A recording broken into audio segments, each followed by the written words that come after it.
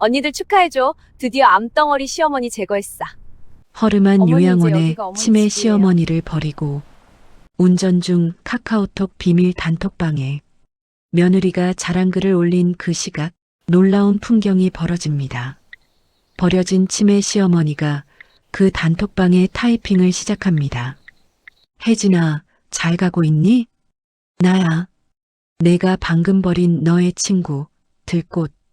치매 시어머니에 이어지는 메시지에 신났던 며느리는 경악합니다. 며느라, 1년 동안 재미있었다. 너와의 단톡방. 그런데 말이다. 나를 요양원에 버리기 위해 쓴 소설, 결말은 내가 쓰기로 했다.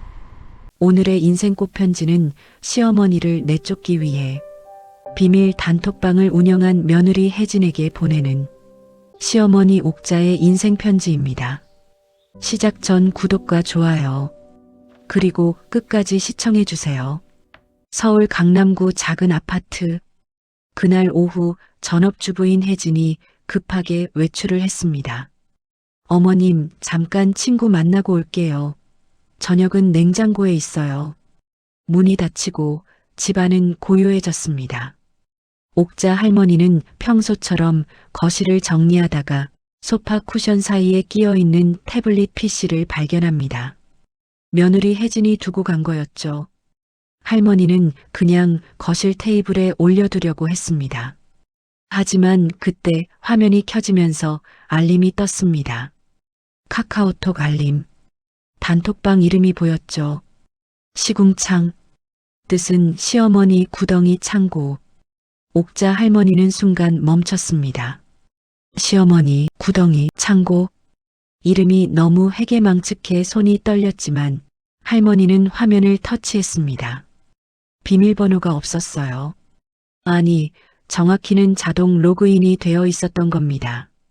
단톡방이 열렸습니다. 참여 인원 34명. 혜진의 닉네임은 그대로 혜진이었어요. 혜진이처럼 자신의 이름을 그대로 쓰는 경우도 있고 닉네임을 만들어 쓰는 경우도 있었습니다. 간간히 혜진의 친구들 이름이 보였어요. 할머니는 천천히 스크롤을 올렸어요. 그리고 그날 옥자 할머니의 세상이 무너졌습니다. 너무도 참혹한 메시지들이 눈에 들어왔기 때문이었죠. 오늘도 암덩어리한테 아침밥 해줬어. 진짜 빨리 죽었으면 좋겠어. 우리 시어머니는 아직 멀쩡해서 더 짜증나. 언제 치매 걸리려나 크크. 혜진아, 넌 그래도 나아. 우리 시엄마는 돈도 없으면서 오래 살아 흐. 돈이야 뭐 어차피 다 내 거 될 건데. 문제는 그 전에 내가 미쳐 죽을 것 같아 유유. 이렇게나 자기 시어머니를 욕하고 웃는 사람이 많다니 할머니는 딴 세상을 본 것처럼 놀랐어요. 멀쩡히 산 사람을 하루빨리 저 세상 가기를 바라다니. 하지만 더 충격적인 건 그 다음이었죠. 며느리 혜진이 올린 사진. 옥자 할머니가 식사하는 모습을 몰래 찍은 거였습니다. 사진 위에 쓰인 글은 이랬죠. 오늘 이 할망구한테 어제 남은 반찬 줬는데 맛있게 먹네 크크크. 유통기한 일주일 지난 건데. 댓글들이 쏟아졌죠. 대박 크크크. 배탈 안 나? 원래 그 세대는 상해도 먹어. 걱정 마. 혜진이 넌 진짜 천재야. 나도 따라해야겠다. 할머니는 태블릿을 내려놓았습니다. 손이 부들부들 떨렸죠. 1년. 아니, 스크롤을 더 올려보니 2년 가까이 되는 대화 내역이었습니다. 며느리는 그동안 할머니를 암덩어리, 할망구, 장애물, 빨리 제거해야 할 쓰레기라고 불러왔습니다. 옥자 할머니는 그날 밤 한숨도 자지 못했습니다. 눈물도 나오지 않았죠. 그저 천장을 바라보며 생각했습니다. 내가 뭘 잘못한 걸까? 아들 민수를 키우느라 평생을 살았습니다. 남편은 민수가 5살 때 교통사고로 세상을 떠났죠. 할머니는 어릴 적 주상과 타자를 배워 작은 회사에 격리로 쭉 일하며 아들을 대학까지 보냈습니다. 아들이 결혼한다고 했을 때 할머니는 기뻤습니다. 며느리 혜진은 처음에는 착했어요. 웃으며 할머니를 어머님이라고 불렀죠. 하지만 결혼 5년 차부터 달라지기 시작했습니다. 말투가 차가워졌고 할머니를 대하는 태도가 건조해졌죠. 할머니는 그게 자연스러운 거라고 생각했습니다. 며느리도 자기 부모 아닌데 뭐. 하지만 이건 달랐습니다. 이건 단순한 무관심이 아니었어요. 계획적인 학대였습니다. 다음 날 아침, 혜진이 아침을 차렸습니다. 어머님, 식사하세요. 옥자 할머니는 식탁에 앉았습니다. 국, 밥, 반찬, 언뜻 보기엔 평범한 식사였죠. 하지만 할머니는 이제 알았습니다. 이 반찬들이 어떤 것들인지. 상한 김치, 유통기한 지난 멸치볶음, 변색된 나물. 혜진은 웃으며 말했습니다. 어머님 많이 드세요. 제가 정성껏 준비했어요. 옥자 할머니는 젓가락을 들었습니다. 그리고 먹기 시작했죠. 혜진은 할머니가 먹는 모습을 지켜보다가 자기 방으로 들어갔습니다. 할머니는 알았습니다. 지금 혜진이 방에서 뭘 하고 있는지. 단톡방에 인증샷을 올리고 있을 거예요. 오늘도 성공적으로 상한 거 먹임 크크. 할머니는 밥을 다 먹었습니다. 그리고 조용히 설거지를 했죠. 그날 오후 할머니는 배탈이 났습니다. 화장실을 4번 갔죠. 혜진은 걱정하는 척했습니다. 어머님 괜찮으세요? 제가 약 사다 드릴까요? 아니야, 괜찮아. 나이 들면 이럴 수도 있지. 혜진은 고개를 끄덕이고 돌아섰습니다. 할머니는 혜진의 뒷모습을 보며 생각했습니다. 이대로는 안 되겠구나. 그날 밤 옥자 할머니는 결심했습니다. 당하고만 있을 수 없다고. 하지만 어떻게? 78살 노인이 할 수 있는 게 뭐가 있을까요? 경찰에 신고. 증거가 없었습니다. 태블릿은 혜진 거였고 할머니가 몰래 본 거였죠. 게다가 혜진은 겉으로는 완벽한 며느리였습니다. 동네 사람들에게도 친척들에게도 아들 민수에게 말하기. 아들은 회사 일로 바빴고 집에 거의 없었습니다. 게다가 아들은 아내를 사랑했어요. 할머니가 며느리 험담을 하면 아들은 어떻게 생각할까요? 엄마가 늙어서 며느리 질투하나. 그렇게 생각할 게 분명했습니다. 옥자 할머니는 잠 못 이루는 밤을 보내며 생각했습니다. 그리고 새벽 4시 할머니는 한 가지 방법을 떠올렸습니다. 내가 저 단톡방에 들어가면 어떨까? 며느리 몰래 가짜 이름으로 며느리의 친구인 척하면서. 반 미친 생각 같았죠. 78살 할머니가 카카오톡으로 며느리를 속인다? 하지만 옥자 할머니에게는 한 가지 강점이 있었습니다. 젊은 시절 타자 학원을 다녔었죠. 그건 신식 문명과 조금은 친하다는 거였죠. 그래서 유튜브도 먼저 봤고 카톡도 먼저 했었죠. 잘은 못하지만 경로당 분들께 스마트 기기 사용법도 가르쳐 주곤 했습니다. 다음 날 할머니는 계획을 실행에 옮겼습니다. 혜진이 낮잠이 든 사이 할머니는 혜진의 태블릿을 다시 꺼냈습니다. 그리고 단톡방을 열었죠. 참여자 목록을 확인했습니다.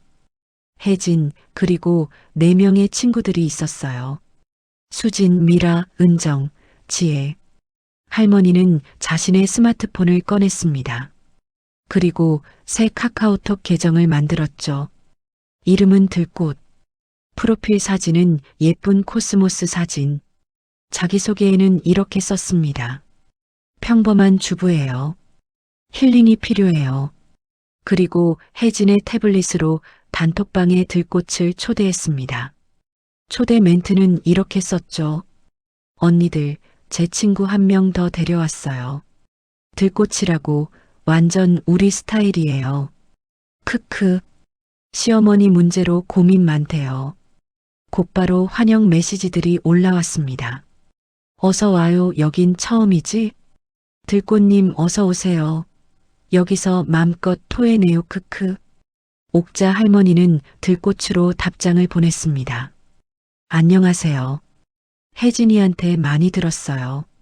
제가 아직은 이름 공개하기가 그래서요. 양해해 주시면 고맙겠어요. 할머니의 글에 바로 답글이 달렸어요. 저희도 처음엔 그랬어요. 차차 공개하시면 돼요. 다들 동병상련인데요. 근데 들꽃님 시어머니는 어때요? 할머니는 잠시 생각했습니다. 그리고 타이핑했죠. 완전 암덩어리예요. 말도 마세요. 빨리 없어졌으면 좋겠어요. 메시지를 보내는 할머니의 손이 떨렸습니다. 자기 자신을 욕하는 기분. 하지만 이게 시작이었습니다. 댓글들이 쏟아졌습니다. 우리 완전 같은 처지네요. 크크크. 들꽃님 여기 오길 잘했어요. 우리 서로 힘내요. 단톡방은 시어머니 험담에 활기가 찼죠. 할머니는 혜진 이름으로 답장을 보냈습니다. 들꽃아, 여기서 마음껏 얘기해. 다들 좋은 사람들이야. 옥자 할머니는 화면을 보며 씁쓸하게 웃었습니다. 며느리가 자신을 암덩어리라고 부르는 단톡방에 자신이 들꽃으로 들어왔습니다. 이제부터 1년간의 긴 게임이 시작되는 거였죠. 할머니는 혜진의 태블릿에서 초대 기록을 삭제했습니다. 그리고 자신의 스마트폰에 들꽃 계정을 켜두었죠. 이제부터 할머니는 이중생활을 해야 했습니다. 낮에는 며느리에게 당하는 불쌍한 시어머니, 밤에는 며느리의 단톡방 친구, 들꽃. 과연 78살 할머니가 이 위험한 게임을 얼마나 버틸 수 있을까요? 그리고 이 게임의 끝에는 무엇이 기다리고 있을까요? 일주일 후, 옥자 할머니는 들꽃으로 시궁창 단톡방에 완전히 녹아들었습니다. 매일 밤 혜진이 잠든 후 할머니는 방에서 조용히 스마트폰을 켰죠. 그리고 며느리들의 대화에 동참했습니다. 오늘 시어머니가 또 잔소리하더라고요. 진짜 짜증나 죽는 줄.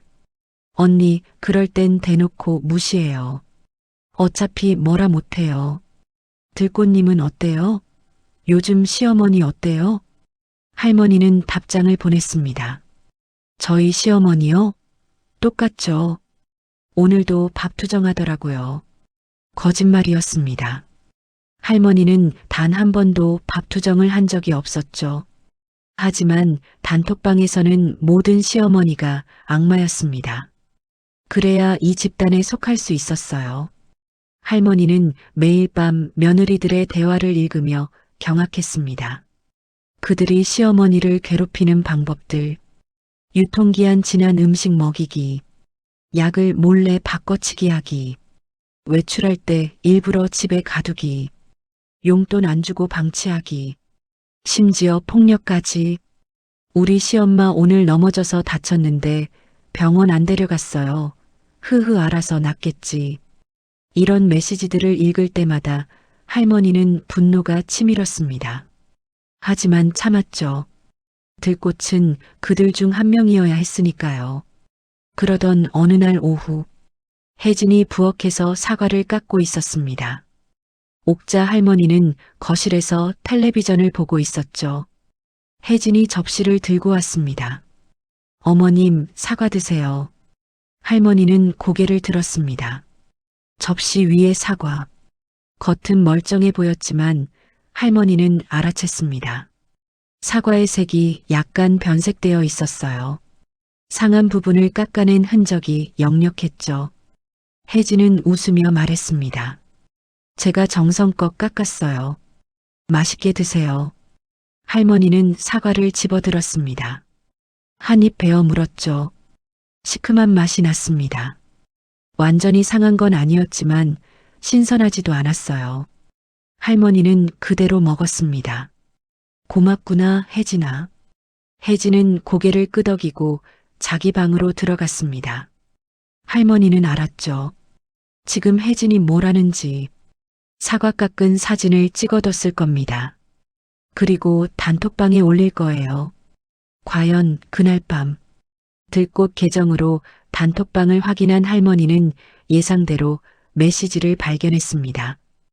혜진이 올린 사진, 그 위에 쓰인 글. 오늘 냉장고에서 한참 묵은 사과 발견 크크.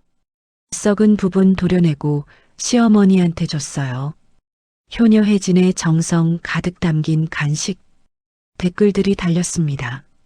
대박 크크크 효진이 넌 진짜 천재야. 나도 따라해야겠다. 버리기 아까운 거 있으면 시어머니한테 주면 되겠네. 배탈 안 나? 괜찮아? 괜찮아요. 그 세대는 원래 상한 거 먹고 살았어요. 크크. 옥자 할머니는 스마트폰을 꽉 쥐었습니다. 손이 떨렸죠. 그때 새로운 메시지가 떴습니다. 수진이 물어봤어요. 근데 들꽃님은 요즘 어때요? 시어머니한테 뭐 해주고 있어요? 할머니는 숨을 깊이 들이쉬었습니다. 그리고 타이핑하기 시작했죠. 저요? 저도 비슷해요. 근데 있잖아요. 할머니는 잠시 망설였습니다. 그리고 메시지를 보냈어요. 그럴 땐 더 썩은 부분을 주는 게 좋아요. 단톡방이 잠시 조용해졌습니다. 그리고 곧 메시지들이 폭발했죠. 크크크크크 들꽃님 뭐야. 완전 사이코 크크크. 대박. 이 언니 진짜 우리 편이네. 들꽃님 최고. 완전 소울메이트 찾았다. 혜진도 답글을 올렸습니다. 들꽃차, 너 진짜.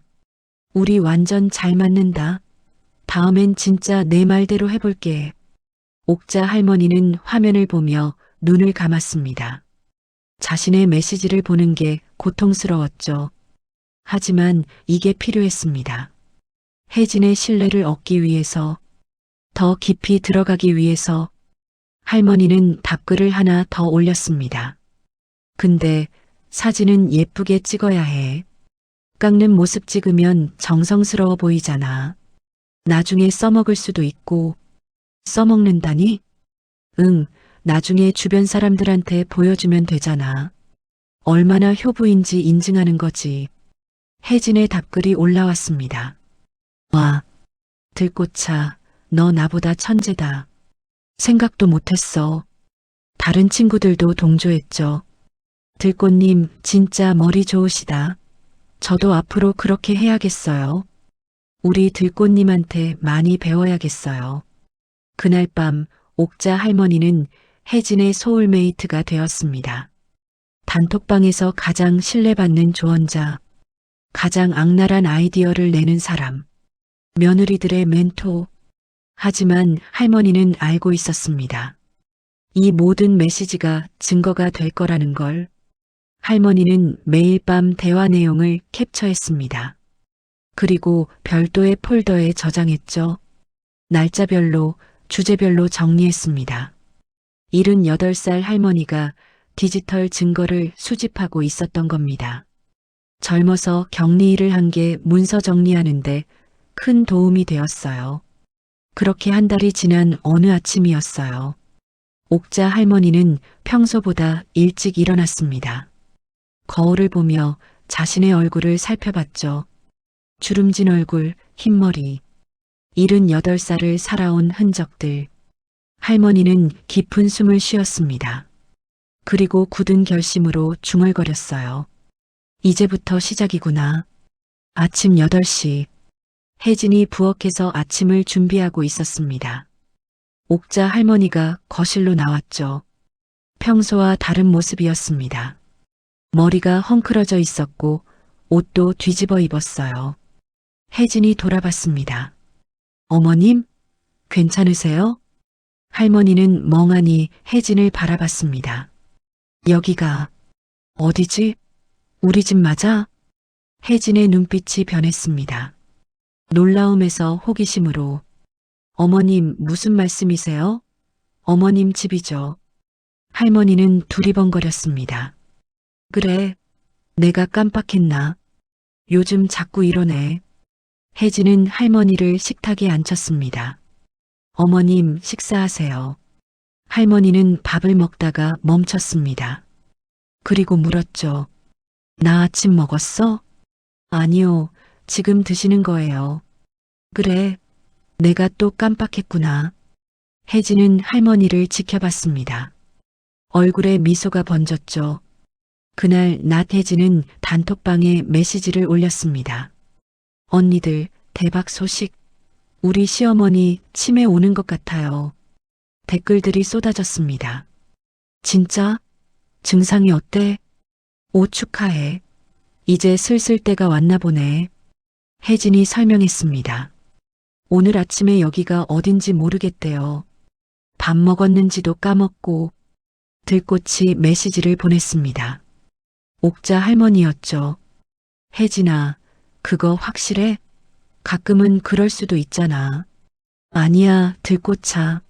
나 확신해. 어제까지만 해도 멀쩡했거든. 근데 오늘 갑자기 이러는 거 보니까 시작된 것 같아. 둘은 어느새 말을 놓을 정도의 사이가 되었어요. 할머니는 방에서 이 메시지를 보며 조용히 미소 지었습니다. 계획대로였죠. 며느리의 경계심을 낮추는 첫 단계. 치매 노인은 위험하지 않으니까요. 그날 저녁, 아들 민수가 퇴근했습니다. 혜진이 민수를 맞이하며 말했어요. 여보, 어머님이 요즘 이상해요. 이상하다니?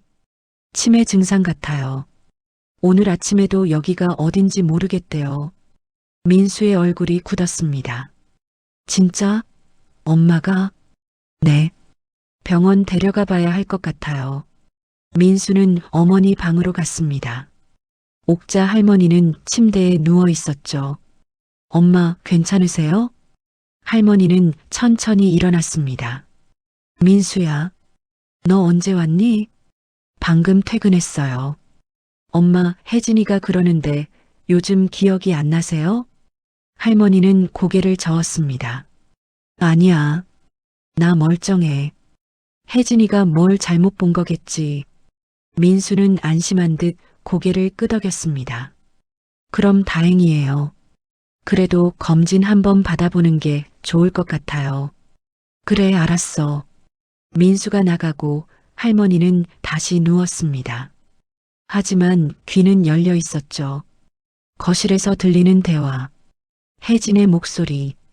여보, 어머님 진짜 이상해요. 아까는 분명 치매 같았는데. 혜진아, 엄마 나이가 있으시니까 그럴 수도 있어. 너무 걱정하지 마. 그래도 병원은 가봐야죠? 응, 다음 주에 예약 잡을게. 할머니는 이불을 꼭 쥐었습니다. 며느리의 목소리에서 기대감이 느껴졌죠. 치매 진단을 바라는 목소리. 다음 주 병원. 옥자 할머니는 아들과 며느리와 함께 신경과를 찾았습니다. 의사가 여러 가지 검사를 했죠. 기억력 테스트, MRI, 혈액 검사. 결과가 나왔습니다. 검사 결과는 정상입니다. 치매 증상은 보이지 않네요. 혜진의 얼굴이 굳었습니다. 그럴 리가요? 집에서 분명. 의사가 말을 끊었습니다. 고령이시니까 가끔 건망증이 있을 수는 있어요. 하지만 병적인 수준은 아닙니다. 민수는 안도했습니다. 그럼 다행이네요. 걱정했어요. 집으로 돌아오는 길, 차 안에서 혜진은 입을 삐죽였습니다. 이상하네. 분명 집에서는. 옥자 할머니는 뒷좌석에서 창밖을 보며 생각했습니다. 며느리야, 이제부터가 시작이란다. 병원에서 정상 판정을 받았으니 할머니는 이제 자유로웠습니다. 간헐적으로 치매 증상을 보여도 의사는 정상이라고 했으니까요. 그날 밤 단톡방. 혜진이 메시지를 올렸습니다. 언니들, 병원 갔더니 정상이래요. 완전 헛걸음했어요. 에이, 아쉽다. 치매면 요양원 보내기 편한데. 들꽃이 메시지를 보냈습니다. 혜진아, 실망하지 마. 병원에서 정상이라는 게 오히려 좋을 수도 있어. 무슨 말이야? 생각해봐. 병원에선 정상인데 집에선 치매 증상 보이잖아. 그럼 내가 원하는 대로 조종할 수 있는 거야. 혜진의 답장. 아, 그렇구나. 들꽃차, 너 진짜 천재다. 다른 친구들도 댓글을 달았습니다. 들꽃님 완전 머리 좋으시다. 우리 들꽃님 덕분에 많이 배워요. 옥자 할머니는 메시지를 보내며 씁쓸하게 웃었습니다. 며느리에게 자신을 학대하는 방법을 가르치고 있는 자신. 하지만 이게 필요했죠. 며느리가 더 깊이 빠져들도록, 더 많은 증거를 남기도록. 그날부터 할머니는 본격적인 이중 생활을 시작했습니다. 낮에는 간헐적 치매 노인, 밤에는 단톡방의 악마, 들꽃. 혜진 앞에서는 멍하니 있다가 갑자기 여기가 어디지? 물어보기. 밥을 먹고도 나 밥 먹었어? 묻기. 며느리 이름을 잊어버린 척하기. 하지만 모든 게 연기였습니다. 할머니는 모든 걸 기억하고 있었죠. 며느리가 자신에게 한 모든 일, 단톡방의 모든 대화, 모든 증거. 혜진은 점점 더 대담해졌습니다. 치매 노인 앞에서는 뭘 해도 된다고 생각했죠. 상한 음식을 주고 약을 바꿔치기 하고 심지어 작은 폭력도 서슴지 않았습니다. 어느 날 혜진은 할머니의 팔을 세게 잡았어요. 어머님, 여기 앉아 계세요. 움직이지 마세요. 할머니의 팔에 멍이 들었습니다. 혜진은 사진을 찍었죠. 그리고 단톡방에 올렸습니다. 오늘 시어머니가 자꾸 돌아다녀서 좀 세게 잡았더니 멍들었어요. 크크 나중에 물어보면 기억 못할 듯. 댓글들. 크크크 치매라서 다행이네. 혜진이 속 시원하겠다. 들꽃의 메시지. 혜진아, 멍 사진 찍어뒀어? 나중에 써먹을 수도 있어. 왜? 혹시 모르잖아. 나중에 시어머니가 넘어져서 다쳤다고 하면 원래 멍이 잘 드는 체질이라고 변명할 수 있어. 혜진의 답장.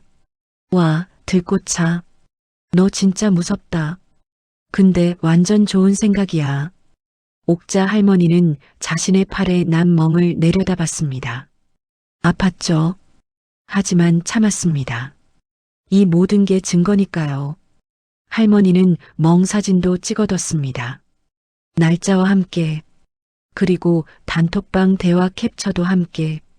한 달이 또 지났습니다. 옥자 할머니는 완벽한 치매 노인 연기를 해냈습니다. 혜진은 할머니를 완전히 무시하기 시작했죠. 집안일도 시키지 않고 그냥 방에 가둬뒀습니다. 어머님, 여기 계세요. 밖에 나오지 마세요. 할머니는 순순히 따랐습니다. 방에서 대부분의 시간을 보냈죠. 하지만 그 시간 동안 할머니는 바빴습니다. 스마트폰으로 단톡방을 모니터링하고 증거를 수집했어요. 그리고 혜진의 일거수일투족을 관찰했습니다. 며느리가 언제 외출하는지, 누구를 만나는지, 무엇을 계획하는지 모든 것을 파악했죠. 시궁창 단톡방을 통해서.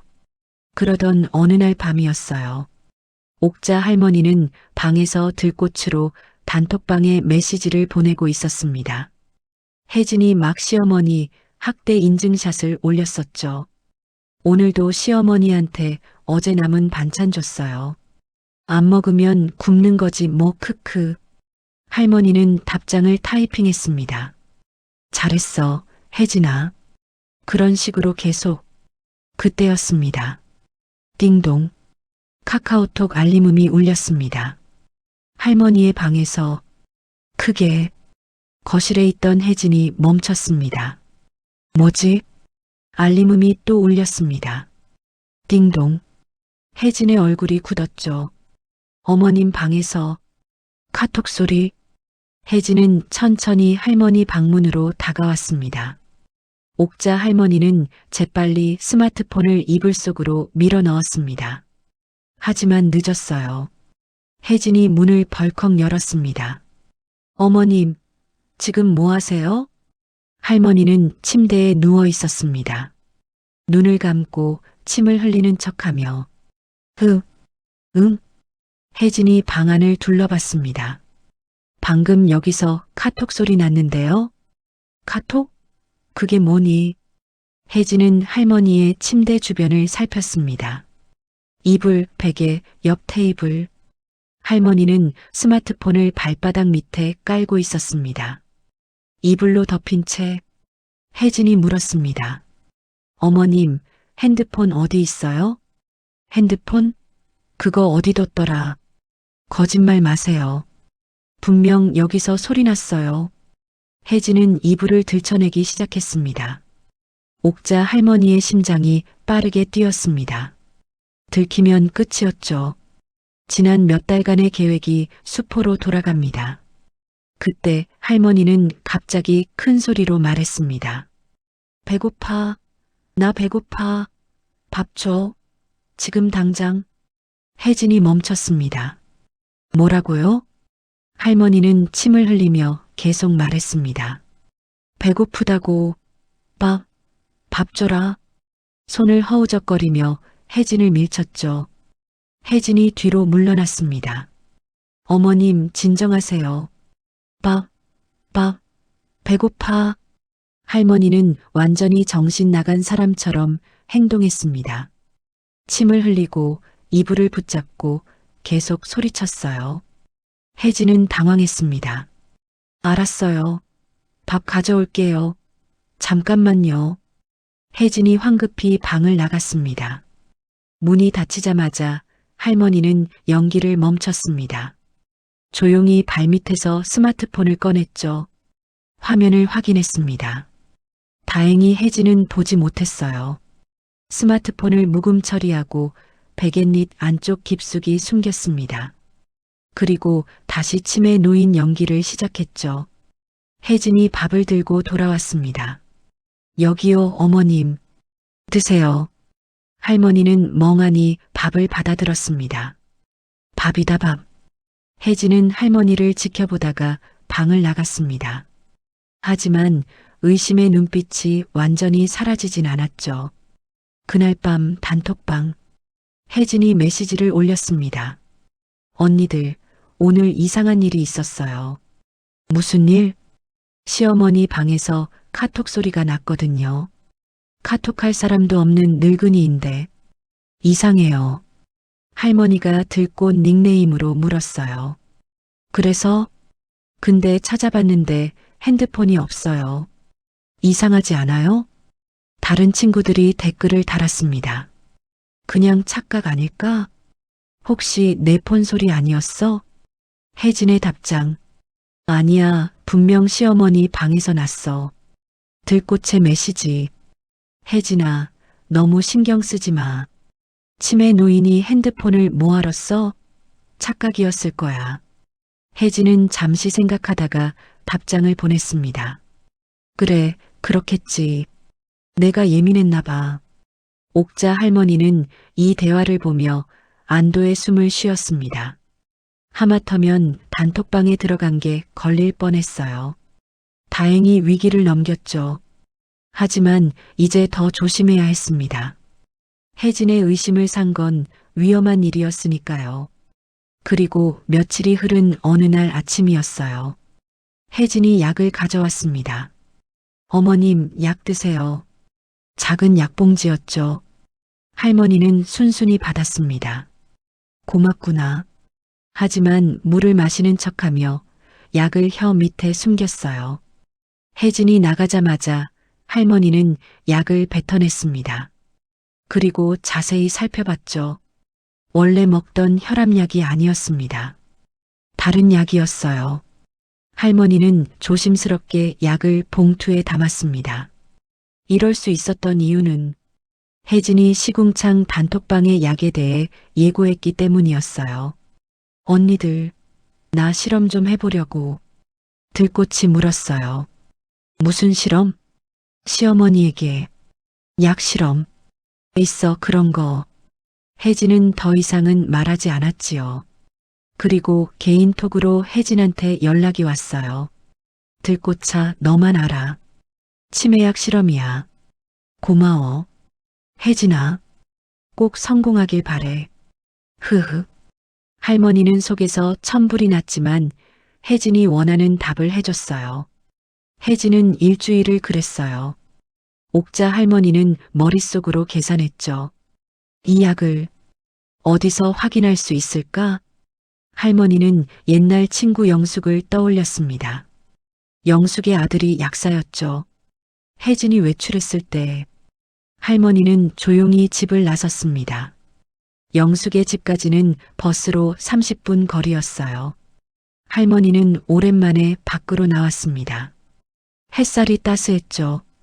영숙의 집에 도착했습니다. 어머, 옥자야. 오랜만이다. 영수가 부탁이 하나 있어. 할머니는 일주일치 약을 보여줬습니다. 영숙의 아들 약사 태준이 약을 확인했어요. 할머니, 이거. 태준의 얼굴이 굳었습니다. 왜? 이게 뭔데? 정신과 약이에요. 수면제랑 항정신병 약물이 섞여 있어요. 할머니는 예상했던 바였지만 말로 들으니 충격이었습니다. 이걸 매일 먹으면 어떻게 돼? 태준이 심각하게 말했습니다. 기억력 장애, 인지 저하, 심하면 진짜 치매 증상이 올 수 있어요. 할머니, 누가 이걸 드시라고 했어요? 할머니는 잠시 침묵했습니다. 며느리가. 영숙이 깜짝 놀랐습니다. 뭐, 며느리가? 그래, 비타민이라고 속이고. 옥자야, 이건 경찰에 신고해야 해. 할머니는 고개를 저었습니다. 아직은 안 돼. 조금만 더 기다려줘. 왜? 이건 명백한 학대야. 알아. 하지만 내게 계획이 있어. 조금만 더 참으면 돼. 영숙은 걱정스러운 얼굴로 할머니를 바라봤습니다. 하지만 할머니의 눈빛에서 강한 결의를 느꼈죠. 알았어. 하지만 조심해. 그리고 이 약은 절대 먹지 마. 고마워, 영수가. 집으로 돌아오는 길. 할머니는 이를 악물었어요. 시궁창 단톡방을 거쳐 개인톡으로 혜진한테 글이 왔어요. 오늘까지 시어머니에게 7일째 머리 좋은 약 먹임. 크크크 이제 치매 반응 관찰 중. 옥자 할머니는 들꽃이 되어 혜진에게 물었어요. 혜진아, 그 약 어디서 구한 거야? 정신병원에서 내가 직접 환자 연기해서. 할머니는 치가 떨렸지만 한 번 더 글을 썼어요. 좋은 정보 고마워. 나도 써먹어 봐야겠다. 그리고 할머니는 이전보다 좀 더 치매인 척 행동했어요. 혜진을 더욱 감쪽같이 속이기 위해서. 그렇게 단톡방과 현실에서 며느리의 악행을 실시간으로 마주하던 어느 날이었어요. 아들 민수가 심각한 얼굴로 집에 돌아왔습니다. 저녁 식사 시간 민수가 말했습니다. 혜진아, 얘기 좀 해야 할 게 있어. 무슨 일인데? 회사가 좀 어려워. 투자자가 갑자기 빠져나갔거든. 혜진의 얼굴이 굳었습니다. 그래서 당분간 자금이 빠듯할 것 같아. 미안해. 옥자 할머니는 방에서 이 대화를 듣고 있었습니다. 문틈으로 조용히 귀를 기울였죠. 혜진의 목소리. 얼마나 빠듯한데? 최소 2억 원은 필요해. 그래야 회사를 살릴 수 있어. 2억? 침묵이 흘렀습니다. 그날 밤 단톡방. 혜진이 메시지를 올렸습니다. 언니들, 큰일 났어요. 남편 회사가 망할 위기래요. 헐, 진짜? 응. 2억 원이 필요하대. 그럼 어떡해? 혜진은 잠시 타이핑을 멈췄습니다. 그리고 메시지를 보냈죠. 사실 시어머니 명의로 된 집이 하나 있거든요. 남편 아버지가 남긴 거. 그 집 팔면 되는 거 아니야? 문제는 시어머니 명의라는 거예요. 동의를 받아야 하는데. 들꽃이 메시지를 보냈습니다. 옥자 할머니였죠. 혜진아, 지금 시어머니 상태가 어때? 들꽃차 치매잖아. 멍하니 하고 있어. 그럼 간단하잖아. 서류 가져다 주고 도장 찍으라고 해. 혜진의 답장. 그게 될까? 나중에 문제 생기면 어떡해? 할머니는 신중하게 답장을 작성했습니다. 그러니까 확실하게 해야지. 나중에 딴소리 못하게. 어떻게?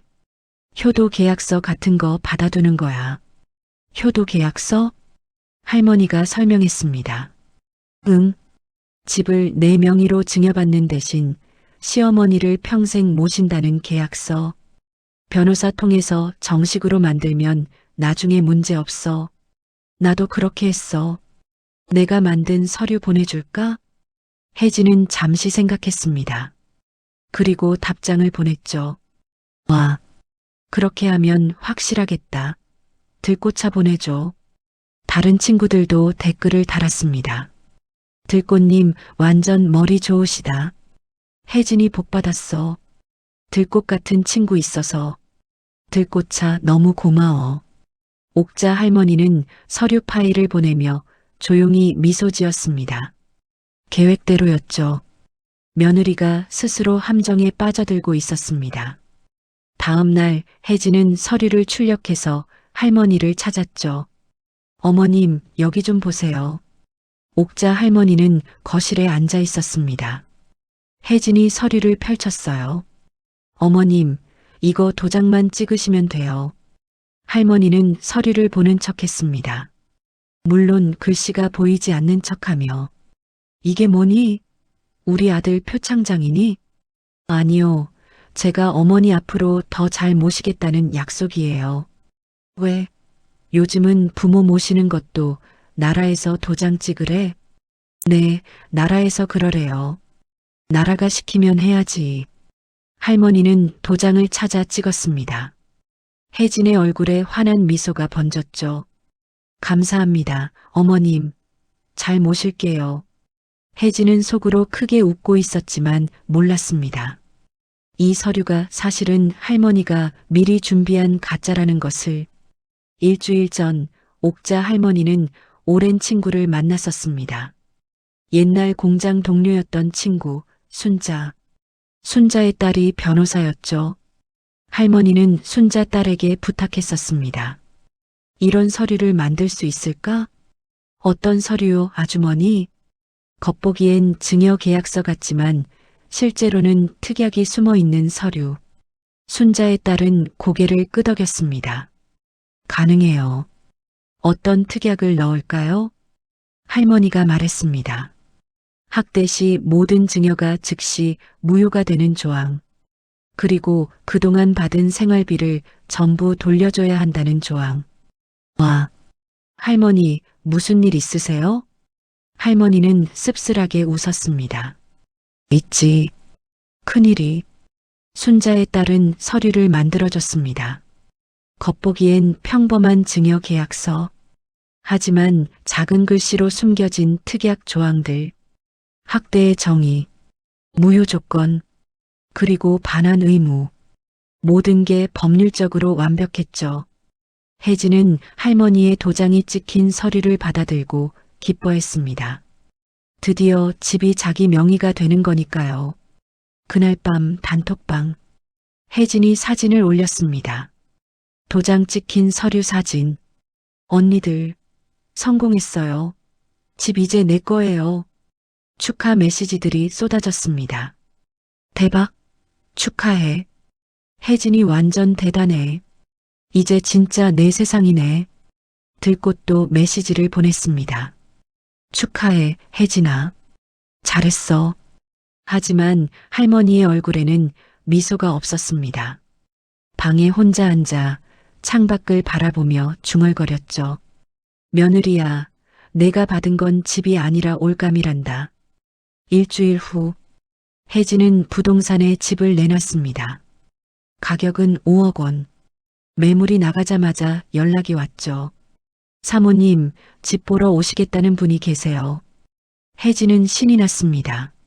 집을 팔면 남편 회사도 살리고 남는 돈과 지금 집 팔고 새 아파트로 이사 갈 생각이었거든요. 물론 시어머니는 싸구려 요양원에 보낼 계획이었죠. 그날 저녁 단톡방. 혜진이 메시지를 올렸습니다. 언니들, 집 거의 팔린 것 같아요. 진짜? 빨리 팔렸네. 응, 내일 계약하기로 했어. 들꽃이 물었습니다. 시어머니는 어떡할 거야? 혜진의 답장. 요양원 보낼 거야. 저번에 들꽃 내가 말한 그 싼 곳 알아봤거든. 아, 거기. 좋아. 거기면 한 달에 50만 원이면 되잖아. 맞아. 완전 싸더라고. 시설은 좀 별로지만 뭐 어때? 어차피 치매 노인인데. 다른 친구들도 댓글을 달았습니다. 혜진이 이제 완전 자유네. 부럽다. 우리도 빨리 그렇게 되고 싶어. 옥자 할머니는 방에서 이 메시지들을 읽으며 스마트폰을 꽉 쥐었습니다. 요양원.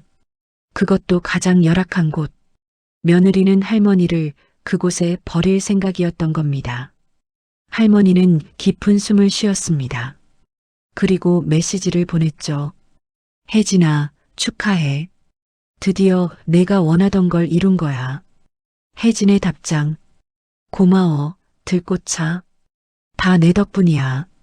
내가 없었으면 이렇게 못했을 거야. 할머니는 화면을 보며 조용히 말했습니다. 그래, 내 덕분이지. 하지만 넌 아직 모르는구나. 이 게임이 어떻게 끝날지. 할머니는 스마트폰에 저장된 폴더를 열었습니다. 1년간 모은 증거들. 단톡방 대화 캡처본 350여 장. 혜진이 할머니를 학대하는 사진과 영상 22개. 상한 음식을 준 기록. 약을 바꿔치기 한 기록. 폭력의 흔적들. 그리고 가장 중요한 것. 효도 계약서. 학대 시 모든 증여가 무효가 되는 그 서류. 할머니는 이 모든 파일을 USB에 복사했습니다. 그리고 봉투에 넣어 서랍 깊숙이 숨겼죠. 다음 날 아침, 혜진이 할머니 방에 들어왔습니다. 어머님, 오늘 집 팔아요. 어머님은 곧 좋은 곳으로 모실 거예요. 할머니는 멍하니 혜진을 바라봤습니다. 좋은 곳? 네, 어머님 같은 분들이 많이 계신 곳이요. 거기 가시면 친구들도 사귀시고 좋으실 거예요. 할머니는 고개를 끄덕였습니다. 그래, 거기는 밥 많이 줘? 네. 원하시는 만큼 드시고 싶을 때 맘껏 드실 수 있어요. 고맙구나. 내가 우리 며느리 하나만큼은 참 잘 골랐어. 별 말씀을요. 쉬세요. 혜진은 만족스럽게 웃으며 방을 나갔습니다. 할머니는 창밖을 바라봤습니다. 봄이 오고 있었죠. 나무에 새싹이 돋아나고 꽃들이 피어나기 시작했습니다. 할머니는 중얼거렸어요. 봄이 오는구나. 내 인생에도 마지막 봄이 오고 있어. 그날 오후 집 계약이 성사됐습니다. 혜진은 기쁨에 겨워 단톡방에 메시지를 올렸죠. 언니들, 계약 완료. 드디어 내 인생 시작이야. 축하해, 혜진아. 이제 진짜 자유야. 새 집에서 새롭게. 우리도 빨리 혜진이처럼 되고 싶어. 들꽃의 메시지. 혜진아, 정말 축하해. 근데 있잖아. 응? 왜? 할머니는 잠시 망설이다가 메시지를 보냈습니다. 아무것도 아니야.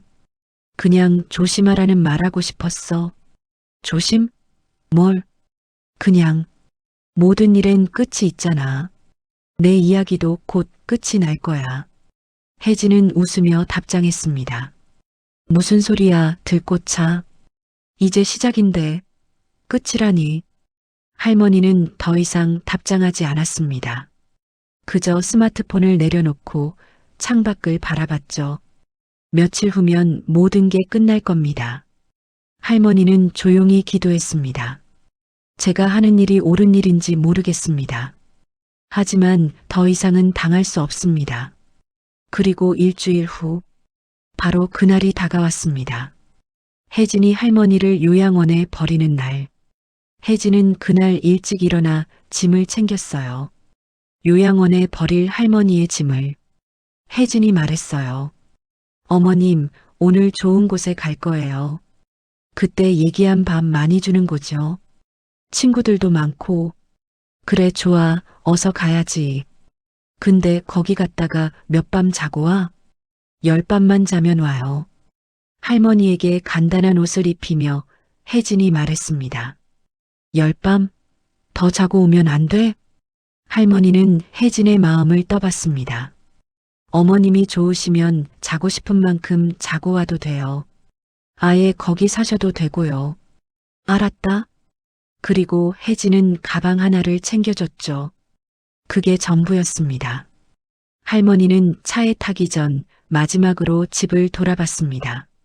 평생을 살았던 집, 추억이 가득한 집, 이제 곧 떠나야 할 집.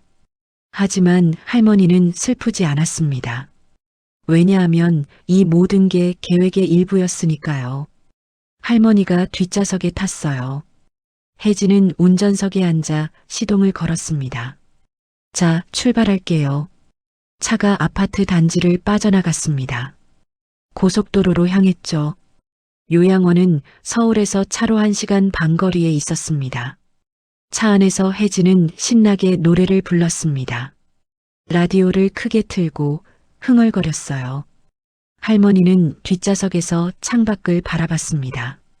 지나가는 풍경들, 나무, 건물, 사람들, 모든 게 마지막처럼 보였죠.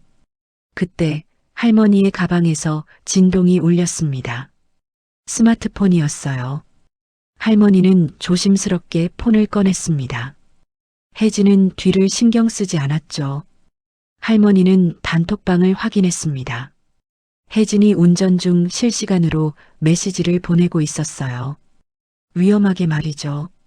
언니들, 지금 암덩어리 버리러 가는 중. 1시간만 더 가면 돼. 들꽃인 옥자 할머니가 답장했습니다. 축하해, 혜진아. 드디어 자유네. 그치. 완전 설레. 이제 내 인생이 시작돼. 할머니는 폰을 내려다보며 타이핑했습니다. 혜진아, 근데 있잖아. 혹시 뒤돌아보지 않을 자신 있어? 무슨 소리야? 당연하지. 그래. 그럼 됐어. 끝까지 가봐. 할머니는 폰을 가방에 넣었습니다. 그리고 다른 폰을 확인했죠. 예약 메시지. 오늘 오후 3시에 발송될 경찰 신고 메시지였죠. 1년간의 학대 증거와 함께 모든 준비가 끝났습니다. 이제 시간만 기다리면 됐죠. 차는 계속 달렸습니다. 1시간이 지났습니다. 고속도로를 벗어나 한적한 시골길로 접어들었어요. 주변에 집도 별로 없고 차도 거의 다니지 않는 길. 혜진은 만족스러웠습니다. 완벽해. 정말 완벽한 곳이야. 드디어 요양원에 도착했어요. 주차장은 텅 비어 있었습니다. 평일이라 방문객이 거의 없었죠. 혜진은 차를 세웠습니다. 어머님, 도착했어요. 내리세요. 할머니는 천천히 차에서 내렸습니다. 다리가 후들거렸지만 참았어요. 혜진은 할머니를 요양원 안쪽 벤치로 안내했습니다. 어머님, 잠시 여기 앉아 계세요. 그리고 담당자를 만나 할머니를 인계했습니다. 어머님, 이제 여기가 어머님 집이에요. 아셨죠? 할머니는 주변을 살폈어요. 얼핏 봐도 시설이 형편없는 곳이었어요. 하지만 할머니는 고개를 끄덕였어요. 그럼 앞으로 여기서 편히 쉬세요. 이분들이 잘해주실 거예요. 그 말과 함께 혜진은 재빨리 주차장으로 향했습니다. 뒤도 돌아보지 않고 할머니는 혜진의 뒷모습을 지켜봤습니다. 그리고 중얼거렸죠. 거짓말쟁이. 혜진은 차에 탔습니다. 시동을 걸었어요. 그리고 엑셀을 밟았죠. 차가 빠르게 주차장을 빠져나갔습니다. 혜진은 운전하며 단톡방에 메시지를 보냈습니다. 언니들, 6위 성공. 드디어 암덩어리 제거 완료. 크크크 이제 진짜 내 세상이다. 단톡방에 축하 답글이 올라오기 시작했어요. 그때 요양원 벤치. 옥자 할머니는 혼자 앉아 있었습니다. 바람이 불어왔죠. 낙엽이 떨어지고 새들이 지저귀었습니다. 할머니는 하늘을 올려다봤어요. 구름이 천천히 흘러갔습니다. 할머니는 가방을 열었습니다. 그 안에서 스마트폰을 꺼냈죠. 2대. 하나는 들꽃 계정, 하나는 자신의 계정. 할머니는 들꽃 폰으로 시궁창 단톡방을 열었습니다. 그리고 마지막 메시지를 타이핑했어요. 혜진아, 잘 가고 있니? 나야. 요양원을 빠져나간 혜진의 차 안. 스피커에서 알림음이 울렸습니다. 혜진은 신호 대기 중이어서 폰을 확인했죠. 들꽃의 메시지. 혜진아, 잘 가고 있니? 응. 운전 중이라 혜진은 짧게 답했어요. 그때 다시 들꽃의 메시지가 왔어요. 나야. 할머니는 시궁창 단톡방에 계속 타이핑했습니다. 내가 방금 버린 너의 친구, 들꽃. 혜진은 무슨 말인지 몰라 급하게 타이핑했습니다. 지금 무슨 말하는 거야? 그때 빵빵 반대편에서 클렉션 소리가 울렸습니다. 들꽃의 글은 계속 이어졌습니다. 혜진아, 1년 동안 재미있었어. 정말 흥미진진했거든. 그런데 말이다. 내가 나를 요양원에 버리기 위해 쓴 소설, 결말은 내가 쓰기로 했다. 들꽃아, 장난 그만해. 무슨 소리인지 모르겠어. 할머니의 다음 메시지가 이어졌죠. 장난이 아니야. 난 내가 생각하는 그 들꽃이 맞아. 그런데 말이야. 혜진은 숨이 막혔습니다. 뭐야? 내가 1년 동안 나한테 털어놓은 모든 것. 학대, 유기, 사기. 전부 기록했어. 혜진의 폰이 울렸습니다. 파일이 혜진에게 전송되기 시작했어요. 대화 캡처본 350여 장. 사진과 영상 22개. 모든 증거. 혜진은 비명을 질렀습니다. 이게 뭐야? 이게 무슨 짓이야? 할머니의 메시지가 계속 왔습니다. 그리고 말이야, 혜진아. 효도 계약서 기억나? 그 서류에 특약이 있었어. 특약? 학대 시 모든 증여가 즉시 무효. 그동안 쓴 생활비 전액 반환. 변호사 확인 날인까지 받은 정식 서류야.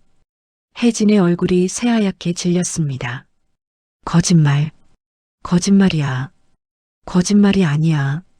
그리고 오늘 오후 3시 경찰서에 예약 신고 메시지가 도착할 거야.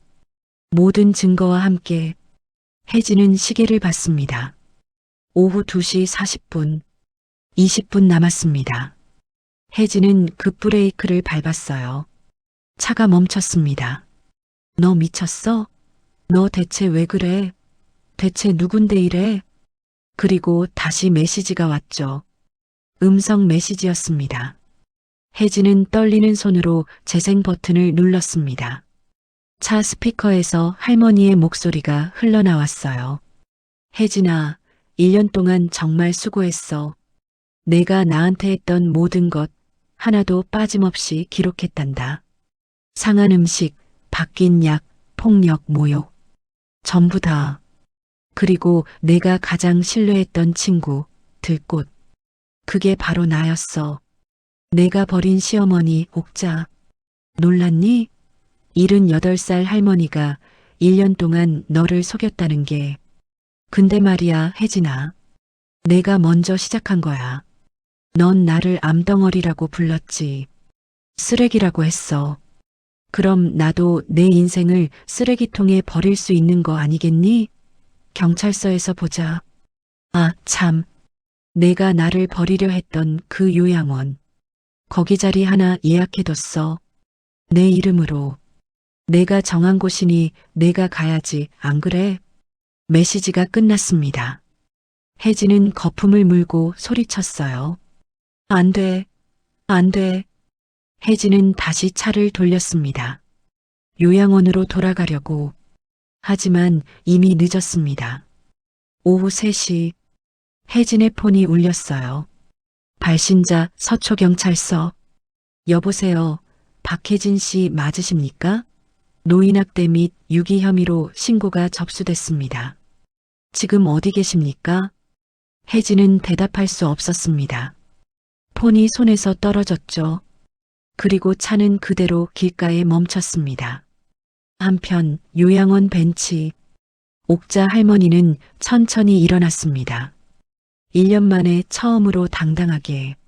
치매 연기도 멍한 표정도 없이 할머니는 꼿꼿이 서서 숲을 바라봤습니다. 그리고 중얼거렸죠. 혜진아, 내가 1년 동안 쓴 소설, 이제 내가 결말을 냈단다. 할머니는 가방을 들고 천천히 걷기 시작했습니다. 요양원 입구로. 거기서 할머니를 기다리는 사람이 있었습니다. 옛 친구 순자, 그리고 순자의 딸 변호사. 어머니, 괜찮으세요? 할머니는 미소 지었습니다. 괜찮아. 이제 시작이야. 변호사가 말했습니다. 경찰서에서 연락 왔어요. 혜진 씨 곧 소환될 거래요. 할머니는 고개를 끄덕였습니다. 그래야지. 이제 진실이 밝혀질 시간이야. 세 사람은 차에 탔습니다. 서울로 향하는 차. 할머니는 창밖을 보며 생각했습니다. 이제부터가 진짜 시작이구나. 1년간의 계획이 드디어 결실을 맺는 순간. 며느리 혜진의 몰락이 시작되는 순간. 그리고 옥자 할머니의 상상도 못한 복수가 완성되는 순간. 할머니는 조용히 미소 지으며 중얼거렸죠. 여보, 하늘에서 보고 계시죠? 당신 아내 아직 죽지 않았어요. 오후 4시 서초경찰서. 혜진은 떨리는 손으로 경찰서 문을 열었습니다. 얼굴은 창백했고 식은땀이 흘렀죠. 저 박혜진입니다. 연락받고 왔어요. 형사가 고개를 들었습니다. 아, 박혜진 씨. 이쪽으로 오시죠. 취조실. 차가운 형광등 아래 녹음기가 놓인 테이블. 혜진은 의자에 앉았습니다. 다리가 후들거렸어요. 형사가 파일을 펼쳤습니다.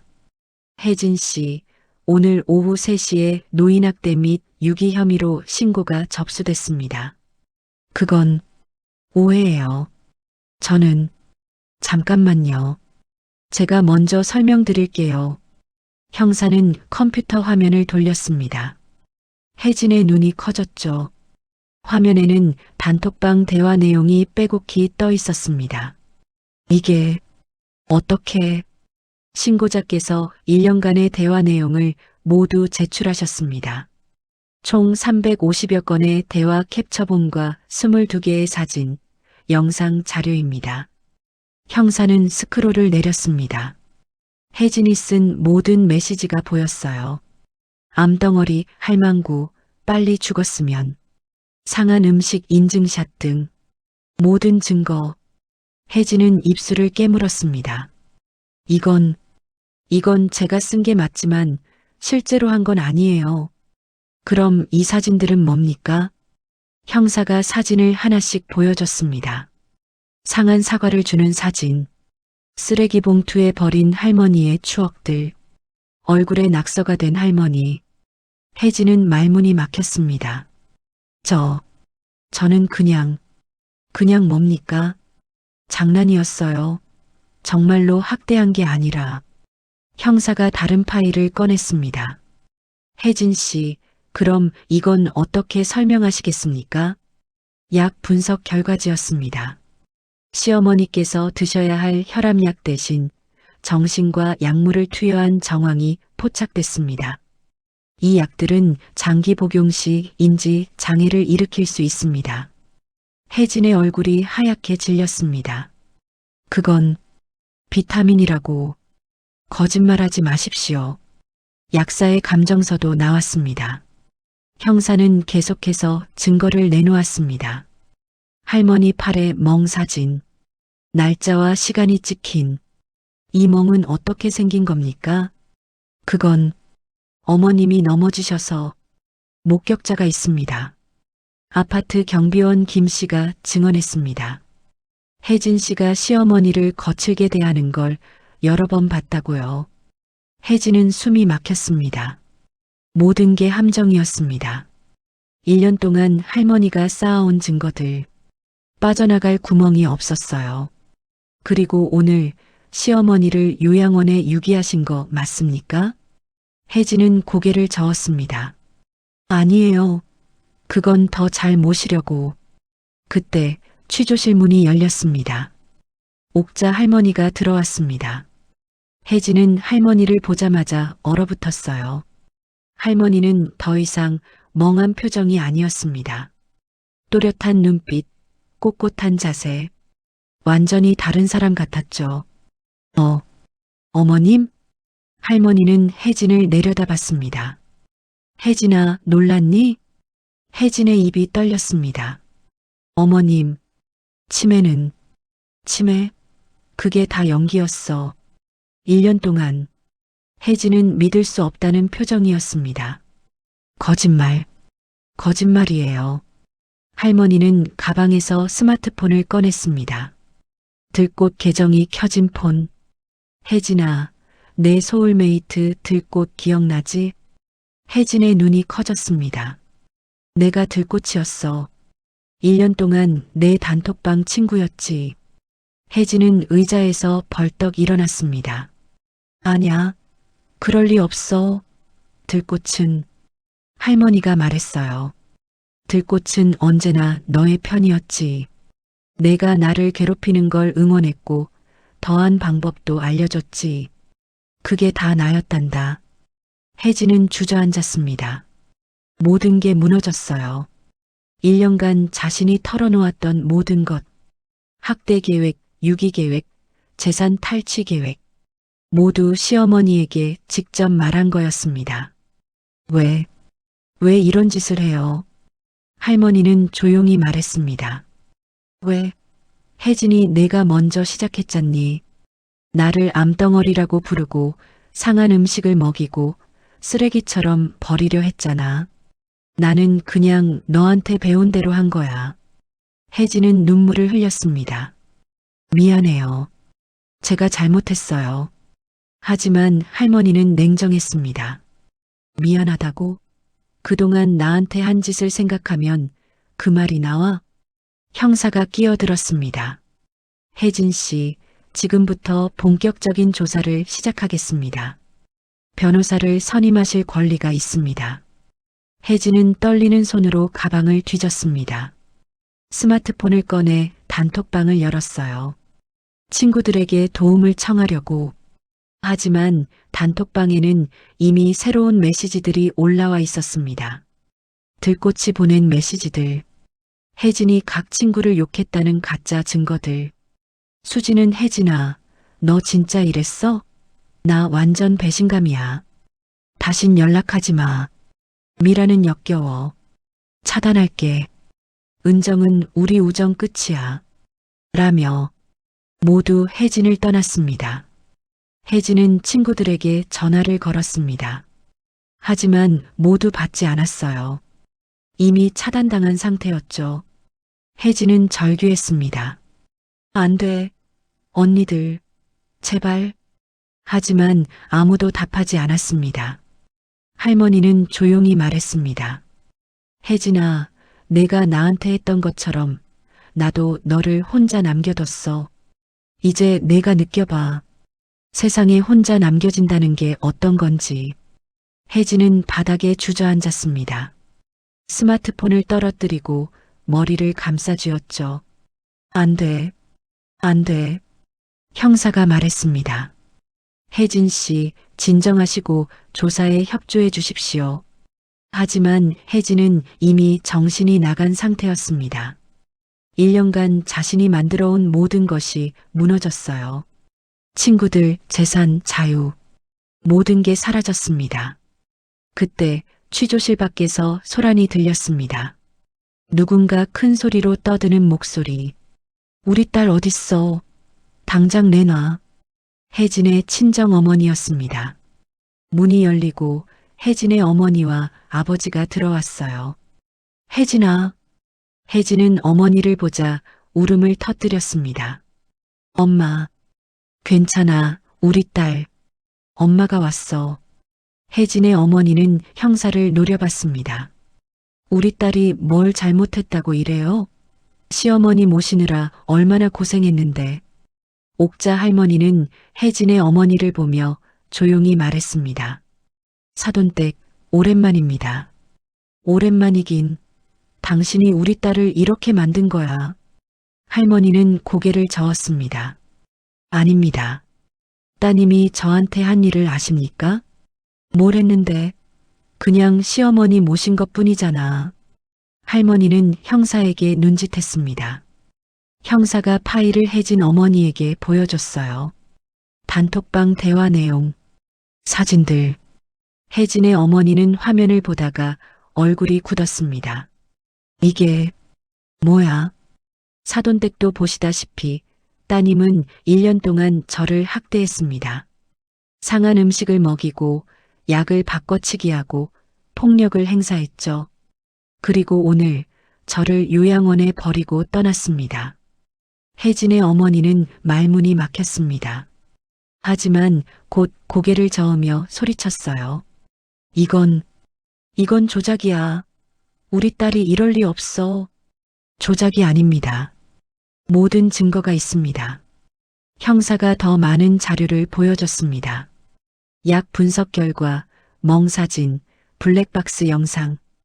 혜진의 어머니는 그제야 현실을 깨달았습니다. 딸이 정말로 시어머니를 학대했다는 것을. 혜진아, 내가 정말. 혜진은 고개를 들지 못했습니다. 혜진의 아버지가 한숨을 쉬었습니다. 혜진아, 이게 사실이니? 아빠, 대답해. 사실이냐고. 혜진은 천천히 고개를 끄덕였습니다. 혜진의 아버지는 주먹으로 테이블을 쳤습니다. 이 바보 같은 것, 내가 어떻게 키웠는데. 혜진의 어머니는 옥자 할머니를 향해 무릎을 꿇었습니다. 사돈댁, 미안합니다. 제가 딸을 잘못 가르쳤어요. 할머니는 혜진 어머니를 일으켜 세웠습니다. 사돈댁 잘못이 아닙니다. 따님이 선택한 길이에요. 그래도 이렇게까지 할 필요가 있었어요? 그냥 말로 하시지. 할머니는 고개를 저었습니다. 1년 동안 참았습니다. 말로 하면 아무도 믿지 않을 거라는 걸 알았어요. 그래서 증거를 모았습니다. 혜진의 어머니는 눈물을 흘렸습니다. 우리 딸, 이제 어떻게 돼요? 형사가 대답했습니다. 노인학대 및 유기죄로 기소될 예정입니다. 형량은 법원에서 결정하겠지만 최소 징역 2년에서 5년 사이가 될 것 같습니다. 혜진의 어머니는 주저앉았습니다. 안 돼. 우리 딸이. 하지만 할머니는 더 차갑게 말했습니다. 사돈댁, 아직 끝이 아닙니다. 뭐가 더 있어요? 할머니는 가방에서 서류를 꺼냈습니다. 효도계약서. 이 서류 기억하니? 혜진이 고개를 번쩍 들었습니다. 그거. 학대 시 모든 증여가 무효가 되는 특약이 들어있는 서류입니다. 변호사 확인까지 받은 정식 계약서죠. 혜진의 아버지가 서류를 받아들었습니다. 그리고 읽기 시작했어요. 얼굴이 점점 굳어졌습니다. 이게 진짜야? 진짜입니다. 법률 전문가가 작성한 서류예요. 혜진의 아버지는 딸을 노려봤습니다. 너 이것도 모르고 도장 찍었어? 혜진은 떨리는 목소리로 말했습니다. 저는 몰랐어요. 들꽃이 시킨 대로. 들꽃이 누군데? 제 친구. 아니, 시어머니였어요. 혜진의 아버지는 허탈하게 웃었습니다. 내가 스스로 함정에 빠진 거구나. 할머니가 말했습니다. 특약에 따라 집 증여는 무효입니다. 그리고 혜진이 지난 5년간 생활비로 쓴 돈, 총 5억 원을 돌려받겠습니다.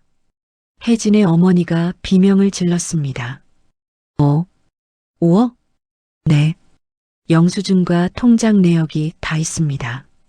혜진이가 제 돈으로 명품을 사고 해외여행을 다니고 친구들과 사치를 부린 모든 기록이요.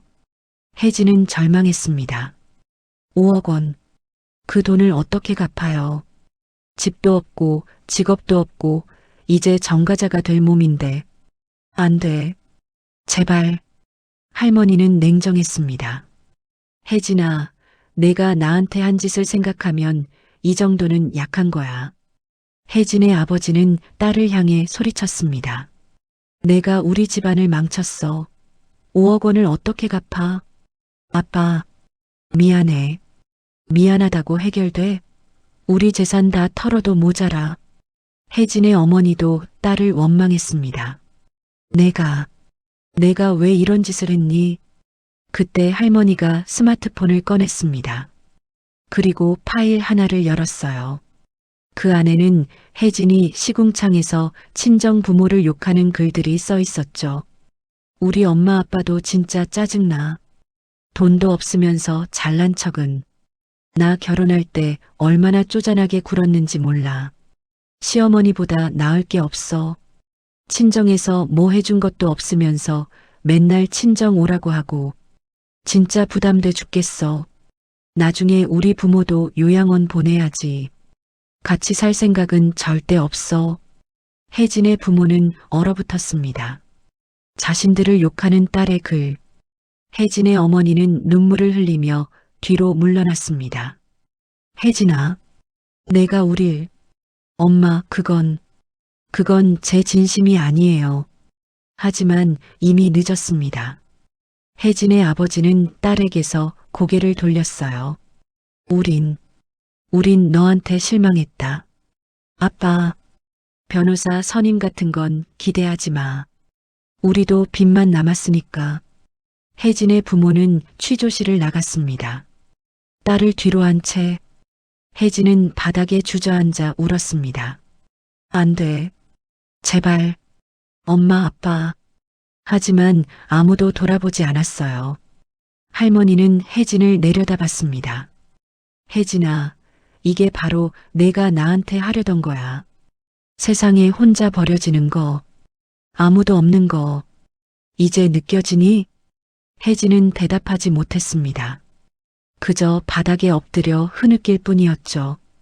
형사가 할머니에게 말했습니다. 할머니, 진술은 충분합니다.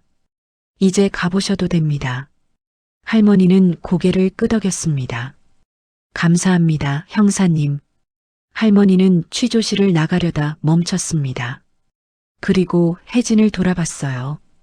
혜진아, 마지막으로 한마디만 할게. 혜진은 고개를 들지 못했습니다. 할머니는 조용히 말했습니다.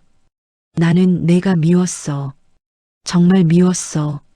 하지만 동시에 불쌍했어. 왜 그렇게 살았는지, 돈이 그렇게 중요했는지, 남의 고통이 그렇게 재미있었는지, 너는 인생을 잘못 살았어, 혜진아. 그리고 그 대가를 지금 치르는 거야. 혜진은 떨리는 목소리로 물었습니다. 어머님, 저를 용서할 순 없나요? 할머니는 잠시 침묵했습니다. 그리고 고개를 저었어요. 용서는 너 스스로 찾아야 해. 나한테서가 아니라 내 양심에서. 할머니는 취조실을 나갔습니다. 문이 닫히고 혜진은 혼자 남았습니다. 형사와 녹음기만이 그녀를 지켜보고 있었죠. 혜진은 바닥에 엎드려 울었습니다. 목이 쉬도록. 하지만 아무도 위로하지 않았습니다.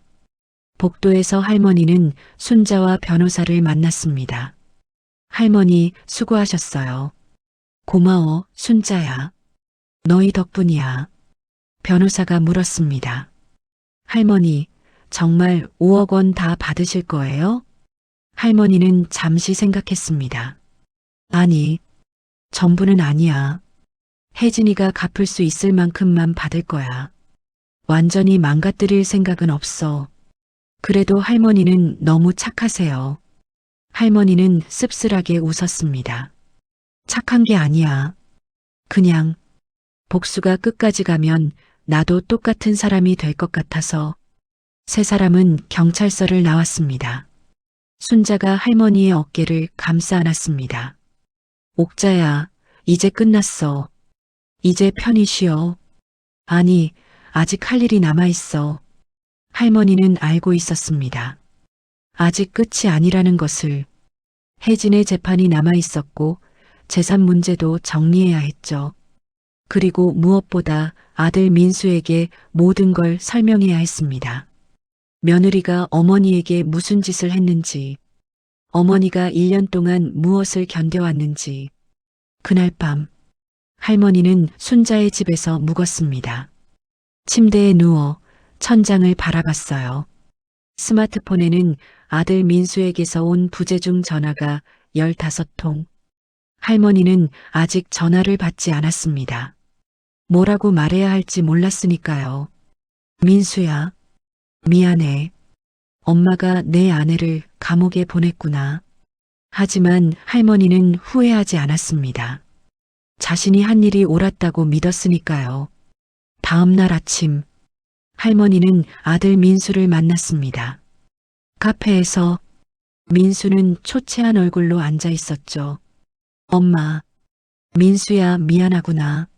민수는 고개를 저었습니다. 아니에요, 엄마. 제가 미안해요.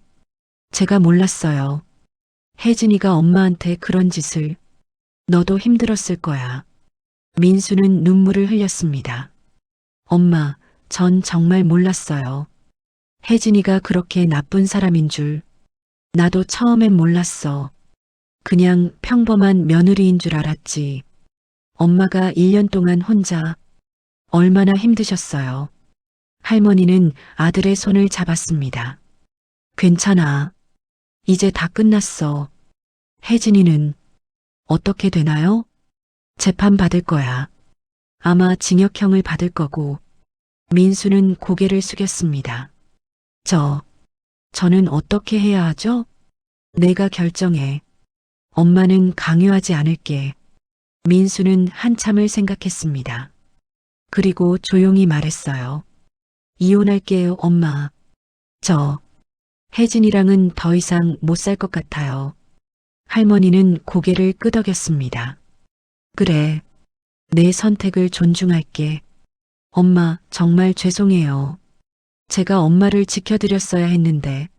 아니야, 민수야. 내 잘못이 아니야. 두 사람은 한참 동안 아무 말 없이 앉아 있었습니다. 며느리를 이렇게 보낼 줄은 몰랐으니까요. 처음엔 정말 좋은 며느리가 될 거라고 기대했었죠. 함께 웃고, 함께 울고, 진짜 가족이 될 거라고. 하지만 현실은 달랐습니다. 며느리는 할머니를 쓰레기로 봤고, 할머니는 며느리를 감옥으로 보냈어요. 이게 정말 행복한 결말일까요? 할머니는 알 수 없었습니다. 하지만 한 가지는 확실했죠. 더 이상 당하지 않겠다는 것. 더 이상 숨지 않겠다는 것. 카페를 나서며 할머니는 민수에게 말했습니다.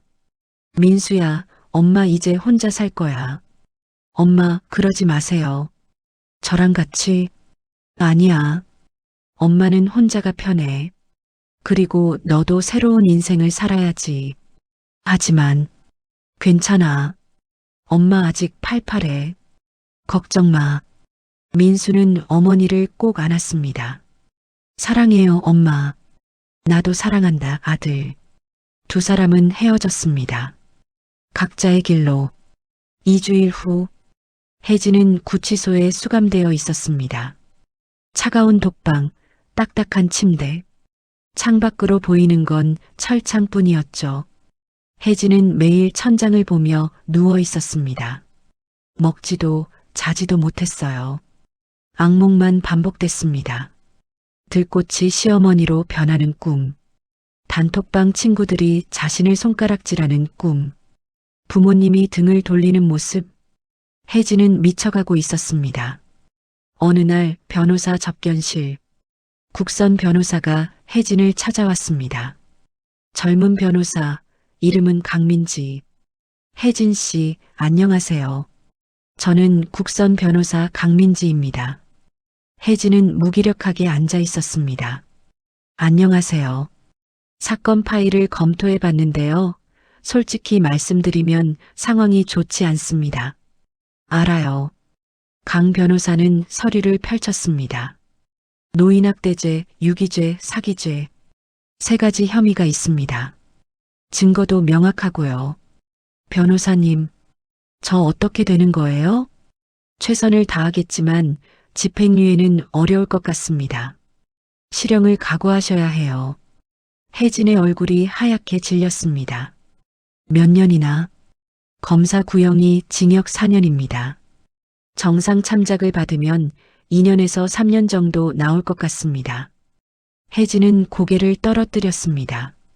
그리고 민사상 손해배상 청구도 들어왔습니다. 손해배상? 네. 옥자 할머니 측에서 5억 원 청구했습니다.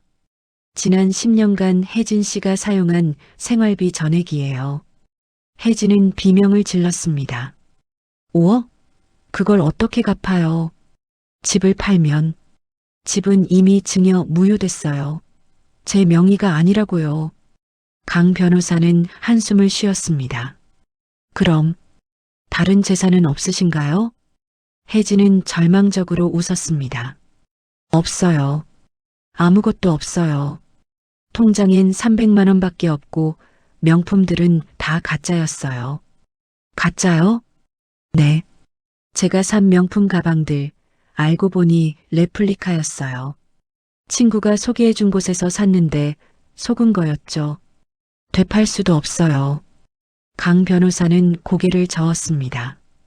그럼 파산 신청을 하셔야 할 것 같습니다. 파산? 혜진은 그제야 깨달았습니다. 자신이 모든 걸 잃었다는 것을. 집, 돈, 가족, 친구, 자유. 모든 것. 1년 전만 해도 행복한 미래를 꿈꿨었죠. 시어머니를 버리고 집을 팔고 새 아파트에서 새 인생을 시작하는. 하지만 지금은 구치소 독방에 갇혀 5억 원의 빚을 짊어지고 징역형을 기다리는 신세. 변호사님, 제가 뭘 잘못한 걸까요? 강 변호사는 혜진을 동정 어린 눈으로 바라봤습니다. 혜진 씨, 제 개인적인 의견이지만 당신은 욕심을 부렸어요. 남의 고통으로 행복을 쌓으려 했고요. 하지만 저도 힘들었어요. 시어머니 모시는 게 얼마나 힘든지. 그건 이해합니다. 하지만 학대는 정당화될 수 없어요. 아무리 힘들어도요. 혜진은 눈물을 흘렸습니다. 후회돼요. 정말 후회돼요. 지금 후회해도 늦었어요. 이미 벌어진 일이니까요. 강 변호사는 자리에서 일어났습니다. 재판까지 1달 남았습니다. 그동안 반성문이라도 써놓으세요. 정상 참작에 도움이 될 수 있습니다. 네. 변호사가 나가고 혜진은 다시 혼자가 됐습니다. 독방에 들어가자마자 바닥에 주저앉았죠. 그리고 울었습니다. 목이 쉬도록. 일주일 후 옥자 할머니는 조용한 카페에 앉아 있었습니다. 할머니는 따뜻한 차를 홀짝이며 창밖을 바라봤어요. 그때 누군가 카페에 들어왔습니다. 젊은 여자, 수진이었습니다. 단톡방에 있던 혜진의 친구. 수진은 할머니를 보고 멈칫했어요. 혜진이 시어머니, 맞으시죠? 할머니는 고개를 끄덕였어요. 그래, 앉으렴. 할머니는 가방에서 스마트폰을 꺼냈습니다. 들꽃 계정이 켜진 폰. 수진의 눈이 커졌습니다. 혜진이 시어머니가 진짜 들꽃이셨어요? 그래. 1년 동안 너희들의 비밀 단톡방 친구였지. 수진은 얼굴이 하얗게 질렸습니다. 그럼 제가 단톡방에 쓴 것들 다 봤어. 내가 내 시어머니한테 한 짓들. 유통기한 지난 음식 주는 것, 병원 안 데려가는 것, 용돈 안 주는 것. 수지는 떨었습니다. 혜진이 시어머니. 저는 옥자 할머니는 조용히 말했습니다. 너도 혜진이처럼 될 거야, 수진아. 증거는 다 있어. 제발, 제발 용서해 주세요.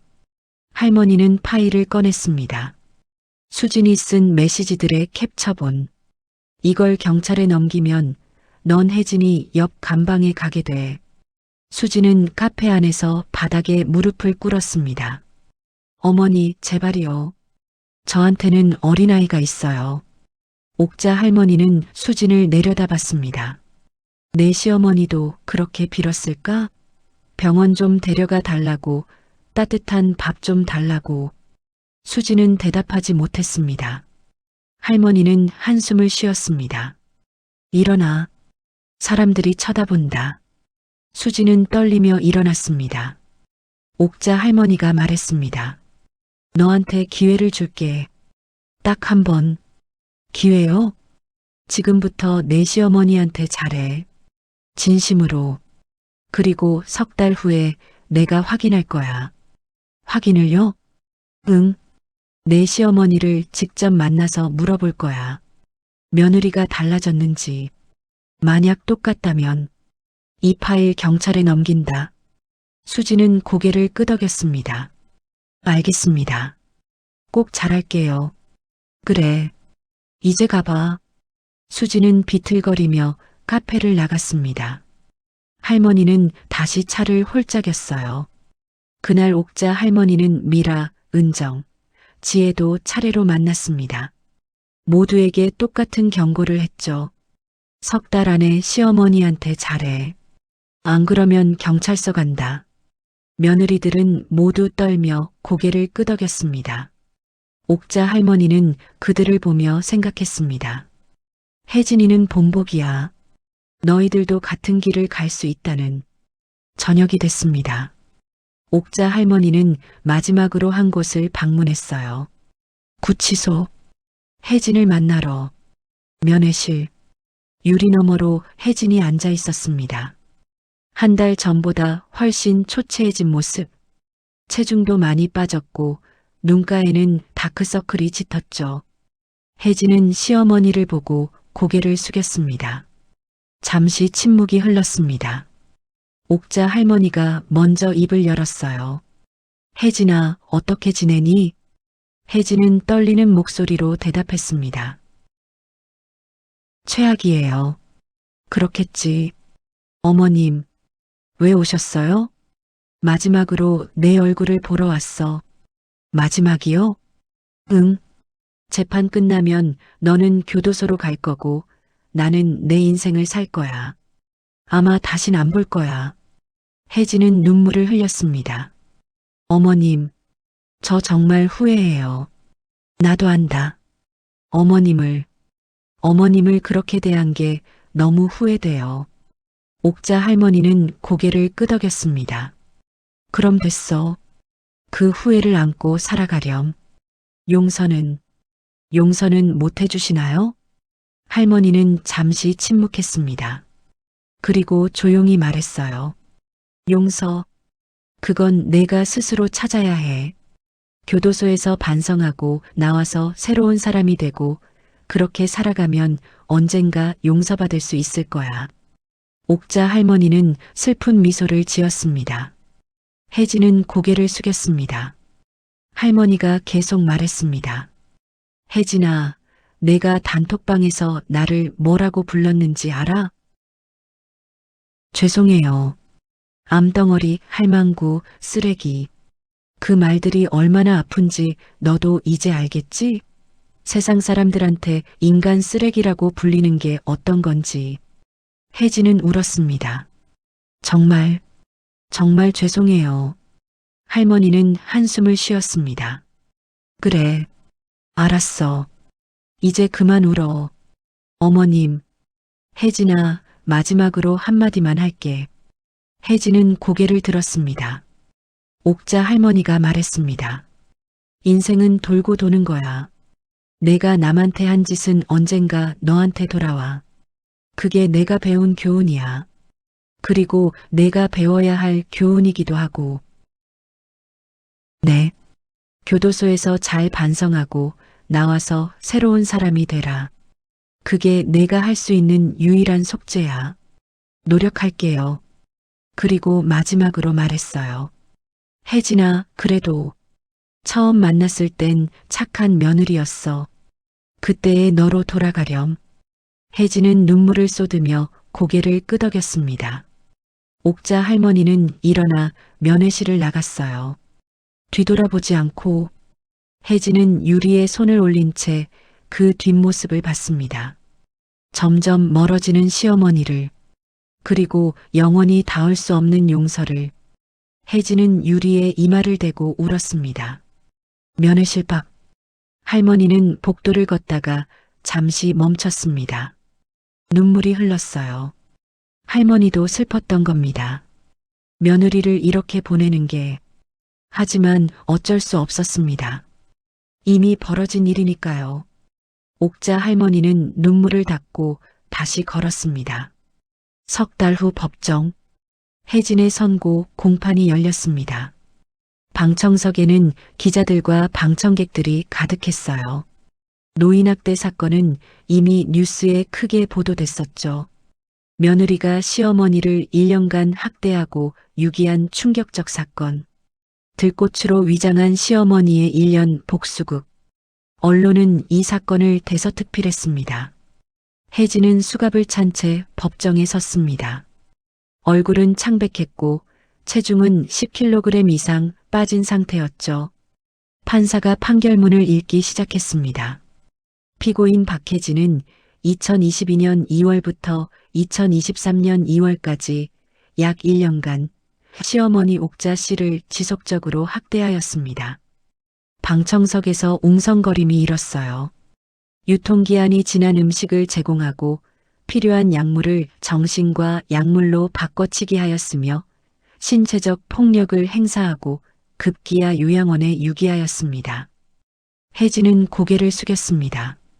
이는 노인학대 범죄이자 존속학대죄에 해당하며 유기죄 및 사기죄도 성립합니다. 판사는 잠시 멈췄습니다. 그리고 혜진을 똑바로 바라봤어요. 피고인은 1년이라는 긴 시간 동안 계획적이고 지속적으로 범행을 저질렀습니다.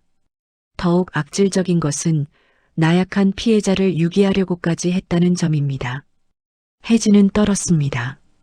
재판부는 피고인이 진심으로 반성하고 있다는 점, 초범이라는 점을 참작하였으나 범행의 지속성과 계획성 그리고 피해자가 입은 정신적 고통의 크기를 고려할 때 실형이 불가피하다고 판단합니다. 방청석이 조용해졌습니다. 판사가 선고했습니다. 피고인 박혜진에게 징역 3년을 선고합니다. 탕! 망치 소리가 울렸습니다. 혜진은 그 자리에 주저앉았어요. 3년, 1095일. 그 시간을 감옥에서 보내야 합니다.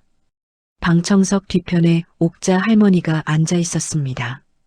할머니는 무표정하게 선고를 들었어요. 기쁘지도 슬프지도 않았습니다. 그냥 담담했죠. 이제 끝났구나.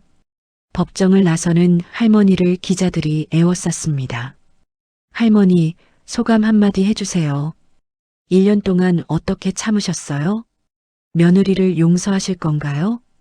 할머니는 마이크 앞에 섰습니다. 그리고 조용히 말했어요. 저는 그냥 평범한 시어머니였습니다. 며느리와 사이좋게 지내고 싶었죠. 하지만 며느리는 저를 쓰레기로 봤습니다. 기자들이 카메라를 들이댔습니다. 1년 동안 참은 건 증거를 모으기 위해서였습니다. 말로만 하면 아무도 안 믿을 거라는 걸 알았거든요. 며느리를 용서하실 건가요? 할머니는 잠시 생각했습니다. 용서는 시간이 필요합니다. 지금은 잘 모르겠어요. 하지만 한 가지는 확실해요. 며느리가 진심으로 반성하고 새로운 사람이 됐으면 좋겠습니다. 마지막으로 하실 말씀은? 할머니는 카메라를 똑바로 바라봤습니다. 노인학대는 범죄입니다. 나이 들었다고 힘이 없다고, 말을 못한다고 학대해도 된다는 법은 없습니다. 여러분, 부모님을 사랑하세요. 시어머니도 사람입니다. 기자들이 박수를 쳤습니다. 할머니는 조용히 법원을 빠져나갔어요. 며칠 후, 할머니는 베란다로 나갔습니다. 작은 화분이 하나 놓여 있었어요. 1년 전 혜진이 줬던 그 썩은 사과. 할머니는 그 사과에 씨앗을 심어뒀었습니다. 처음엔 그냥 버리려고 했었죠. 하지만 마음을 바꿨어요. 생명은 어디서든 자라니까. 1년이 지났습니다. 씨앗은 싹을 틔웠어요. 작은 사과나무 묘목이 자라고 있었습니다. 아직 어리지만 건강했죠. 할머니는 묘목을 보며 물을 줬습니다. 잘 자라고 있구나. 이 묘목은 상징이었습니다. 썩은 사과에서도 새 생명이 나올 수 있다는, 어둠 속에서도 희망은 자란다는. 할머니는 묘목을 쓰다듬으며 중얼거렸어요. 혜진아, 내가 준 썩은 사과. 그 속에서 이렇게 예쁜 생명이 자랐어. 너도 언젠가 이렇게 새로운 사람으로 다시 태어날 수 있을까? 바람이 불어왔습니다. 묘목의 잎이 흔들렸죠. 마치 대답하는 것처럼. 할머니는 서재로 갔습니다. 그리고 편지지를 꺼냈어요. 혜진에게 마지막 편지를 쓰기 시작했습니다. 혜진아, 잘 지내니? 나는 잘 지내고 있어. 1년 만에 처음으로 평화로운 날들을 보내고 있단다. 너한테 하고 싶은 말이 있어서 이 편지를 쓴다.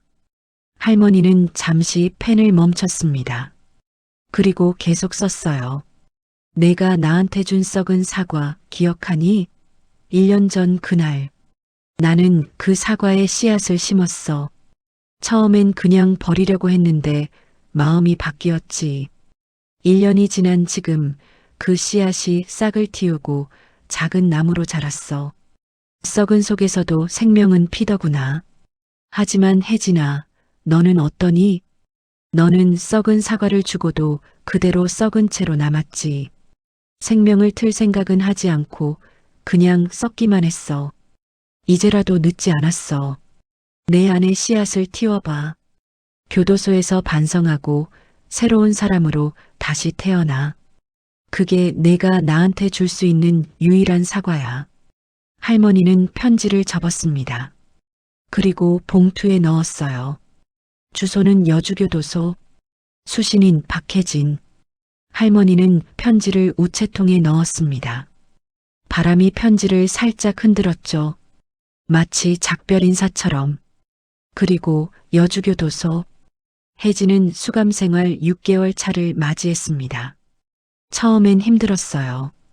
다른 수감자들의 따가운 시선, 힘든 노동, 외로운 밤들. 하지만 점점 적응해 갔습니다. 그리고 변하기 시작했죠. 혜진은 교도소 도서관에서 자원봉사를 시작했습니다. 책을 정리하고 다른 수감자들에게 책을 빌려주는 일. 처음으로 남을 도우며 살았어요. 어느 날 교도관이 혜진을 불렀습니다. 박혜진 씨, 편지 왔어요. 혜진은 편지를 받았습니다. 발신인 옥자. 혜진의 손이 떨렸어요. 시어머니의 편지. 혜진은 독방으로 돌아가 편지를 읽었습니다. 조금 삐뚤삐뚤하지만 정성스러운 편지를 읽으며 혜진은 눈물을 흘렸습니다. 썩은 사과의 씨앗, 새로운 생명, 시어머니의 메시지. 혜진은 편지를 가슴에 안았습니다. 그리고 중얼거렸어요. 어머님, 저도 다시 태어나고 싶어요. 그날부터 혜진은 더욱 열심히 살았습니다. 반성문을 쓰고 상담을 받고 책을 읽었어요. 자신이 왜 그렇게 살았는지 돌아봤습니다. 욕심, 허영, 질투, 그 모든 것들이 자신을 망쳤다는 걸 깨달았죠. 혜진은 시어머니에게 답장을 썼습니다. 어머님, 편지 감사합니다. 저는 매일 어머님 생각을 합니다. 제가 얼마나 나쁜 짓을 했는지 용서를 구할 자격도 없다는 걸 압니다. 하지만 약속드릴게요. 저도 어머님이 키우신 사과나무처럼 새로운 사람으로 다시 태어나겠습니다. 3년 후 제가 교도소에서 나오면 진짜 며느리로 다시 시작하고 싶습니다. 받아주시지 않아도 괜찮아요. 그냥 제 마음입니다. 사랑합니다, 어머님. 편지는 할머니에게 도착했습니다. 할머니는 혜진의 편지를 읽으며 눈물을 흘렸어요. 이 아이가 정말 변하려고 하는구나. 할머니는 편지를 소중히 서랍에 넣었습니다. 그리고 창밖을 바라봤죠. 베란다의 사과나무는 더 자라 있었습니다. 이제 할머니 허리 높이까지 왔어요. 건강하게 자라고 있었습니다. 혜진아, 천천히 자라렴. 나무도 너도. 시간은 흘렀습니다. 2년 반 후, 옥자 할머니는 80살이 됐습니다. 여전히 건강했고 혼자 잘 살고 있었죠. 아들 민수는 재혼하지 않았습니다. 하지만 같이 살지는 않았습니다. 단톡방 친구들 수진, 미라, 은정, 지혜. 그들은 모두 달라졌습니다. 할머니의 경고 이후 시어머니들을 잘 모시기 시작했어요. 할머니는 가끔 그들의 시어머니를 만나 확인했습니다. 며느리가 잘해주나요? 네, 할머니. 요즘 딴 사람 됐어요. 잘해줘요. 할머니는 만족스럽게 미소 지었습니다. 혜진이의 사건이 본보기가 됐구나. 그리고 드디어 3년 후 혜진의 출소일, 옥자 할머니는 여주교도소 앞에 서 있었습니다. 출소하는 사람들을 기다리며 오전 10시 교도소 문이 열렸습니다. 혜진이 나왔어요. 3년 전과는 완전히 다른 모습이었습니다. 살이 빠졌지만 건강해 보였고 눈빛이 달라졌죠. 예전의 교만함은 사라지고 겸손함이 가득했습니다. 혜진은 시어머니를 봤습니다. 그리고 달려가 무릎을 꿇었어요. 어머님, 할머니는 혜진을 일으켜 세웠습니다. 일어나거라. 어머님, 정말 오셨어요. 그래, 왔다. 혜진은 눈물을 흘렸습니다. 죄송합니다. 정말 죄송합니다. 할머니는 혜진의 손을 잡았습니다. 이제 그만 울어. 다 지나간 일이야. 용서해 주실 건가요? 할머니는 잠시 침묵했습니다. 그리고 조용히 말했어요. 완전히 용서하기엔 아직 시간이 더 필요해. 하지만 기회는 줄 수 있어. 기회요? 응. 내가 정말 변했는지 지켜볼 거야. 진심으로 새로운 사람이 됐는지. 혜진은 고개를 끄덕였습니다. 보여드릴게요. 제가 달라졌다는 걸. 두 사람은 교도소를 떠났습니다. 함께 할머니의 집으로 가는 길. 차 안에서 할머니가 물었어요. 앞으로 뭐 할 거니? 일단 일을 구해야죠. 그리고 어머님께 받은 빚을 갚아야 하고요. 할머니는 고개를 저었습니다. 빚은 됐어. 내가 탕감해 줄게. 어머님, 대신 조건이 있어. 무슨 조건이요? 할머니는 미소 지었습니다. 다른 사람들을 도우며 살아라. 너처럼 실수한 사람들, 힘든 사람들을 도우며 살라는 거야. 혜진은 눈물을 닦으며 고개를 끄덕였습니다. 그렇게 할게요. 꼭요. 집에 도착했습니다. 할머니는 혜진에게 작은 방을 내줬어요. 여기서 당분간 지내렴. 일자리 구할 때까지. 어머님, 정말 감사합니다. 됐어. 이제 그만 울고 씻고 와서 밥 먹자. 저녁 식사. 할머니와 혜진이 마주 앉았습니다. 4년 만에 함께하는 식사. 할머니가 준비한 음식들. 따뜻한 국, 신선한 반찬들.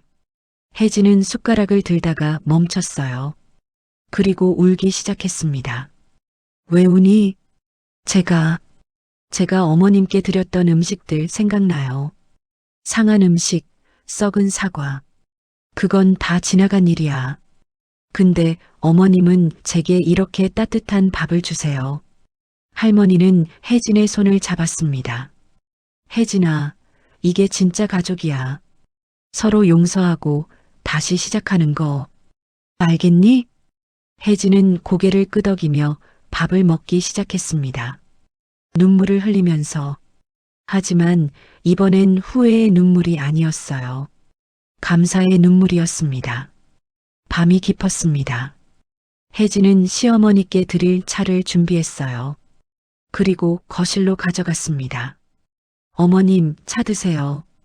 할머니는 차를 받으며 미소 지었습니다. 고맙구나. 두 사람은 조용히 차를 마셨습니다. 혜진아, 인생이란 편지에는 가끔 지워야 할 문장들이 있단다. 네. 우리가 잘못 쓴 문장들. 하지만 그걸 지우고 나면 새로운 문장을 쓸 수 있어. 혜진은 할머니를 바라봤습니다.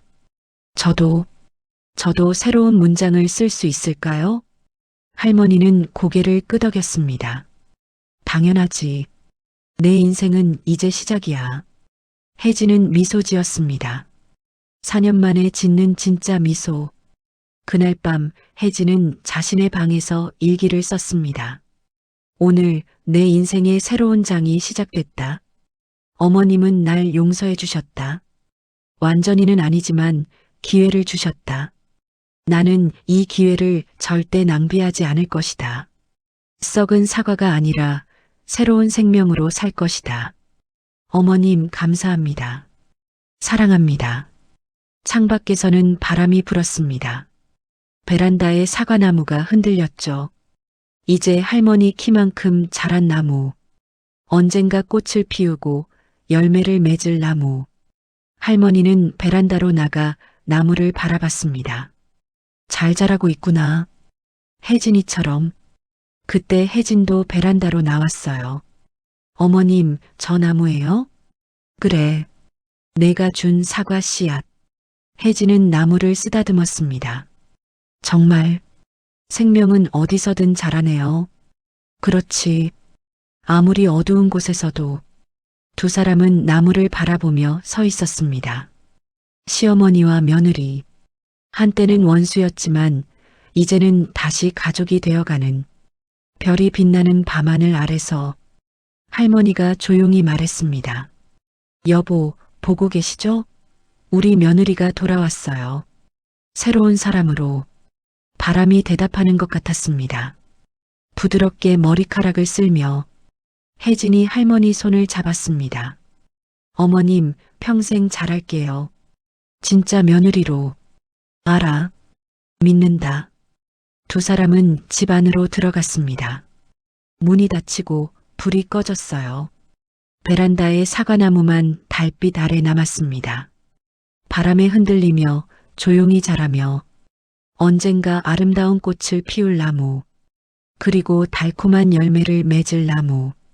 썩은 사과에서 시작됐지만 이제는 희망의 상징이 된 나무. 그리고 할머니의 목소리가 들려옵니다. 인생이란 편지에는 가끔 지워야 할 문장들이 있지요. 하지만 지운다고 끝이 아닙니다. 다시 새로운 문장을 써야지요. 더 아름다운 문장을.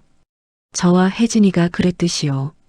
다음 날 아들 민수가 찾아왔습니다. 혜진이는 남편 민수에게도 용서를 빌었습니다. 민수도 혜진이가 완전히 용서되는 것은 아니었지만 받아들였습니다. 거기에는 어머니 옥자의 간곡한 부탁이 있었습니다. 혜진이는 이제 새 사람이다. 내가 아니면 누가 보듬어 주겠니? 민수와 혜진은 다시 예전의 부부가 되었습니다. 그리고 지금 혜진은 노인복지센터에서 일하며 학대받는 노인들을 돕고 있었습니다. 이 이야기는 실화를 바탕으로 각색됐습니다. 지금도 어딘가에서 학대받는 노인들이 있습니다.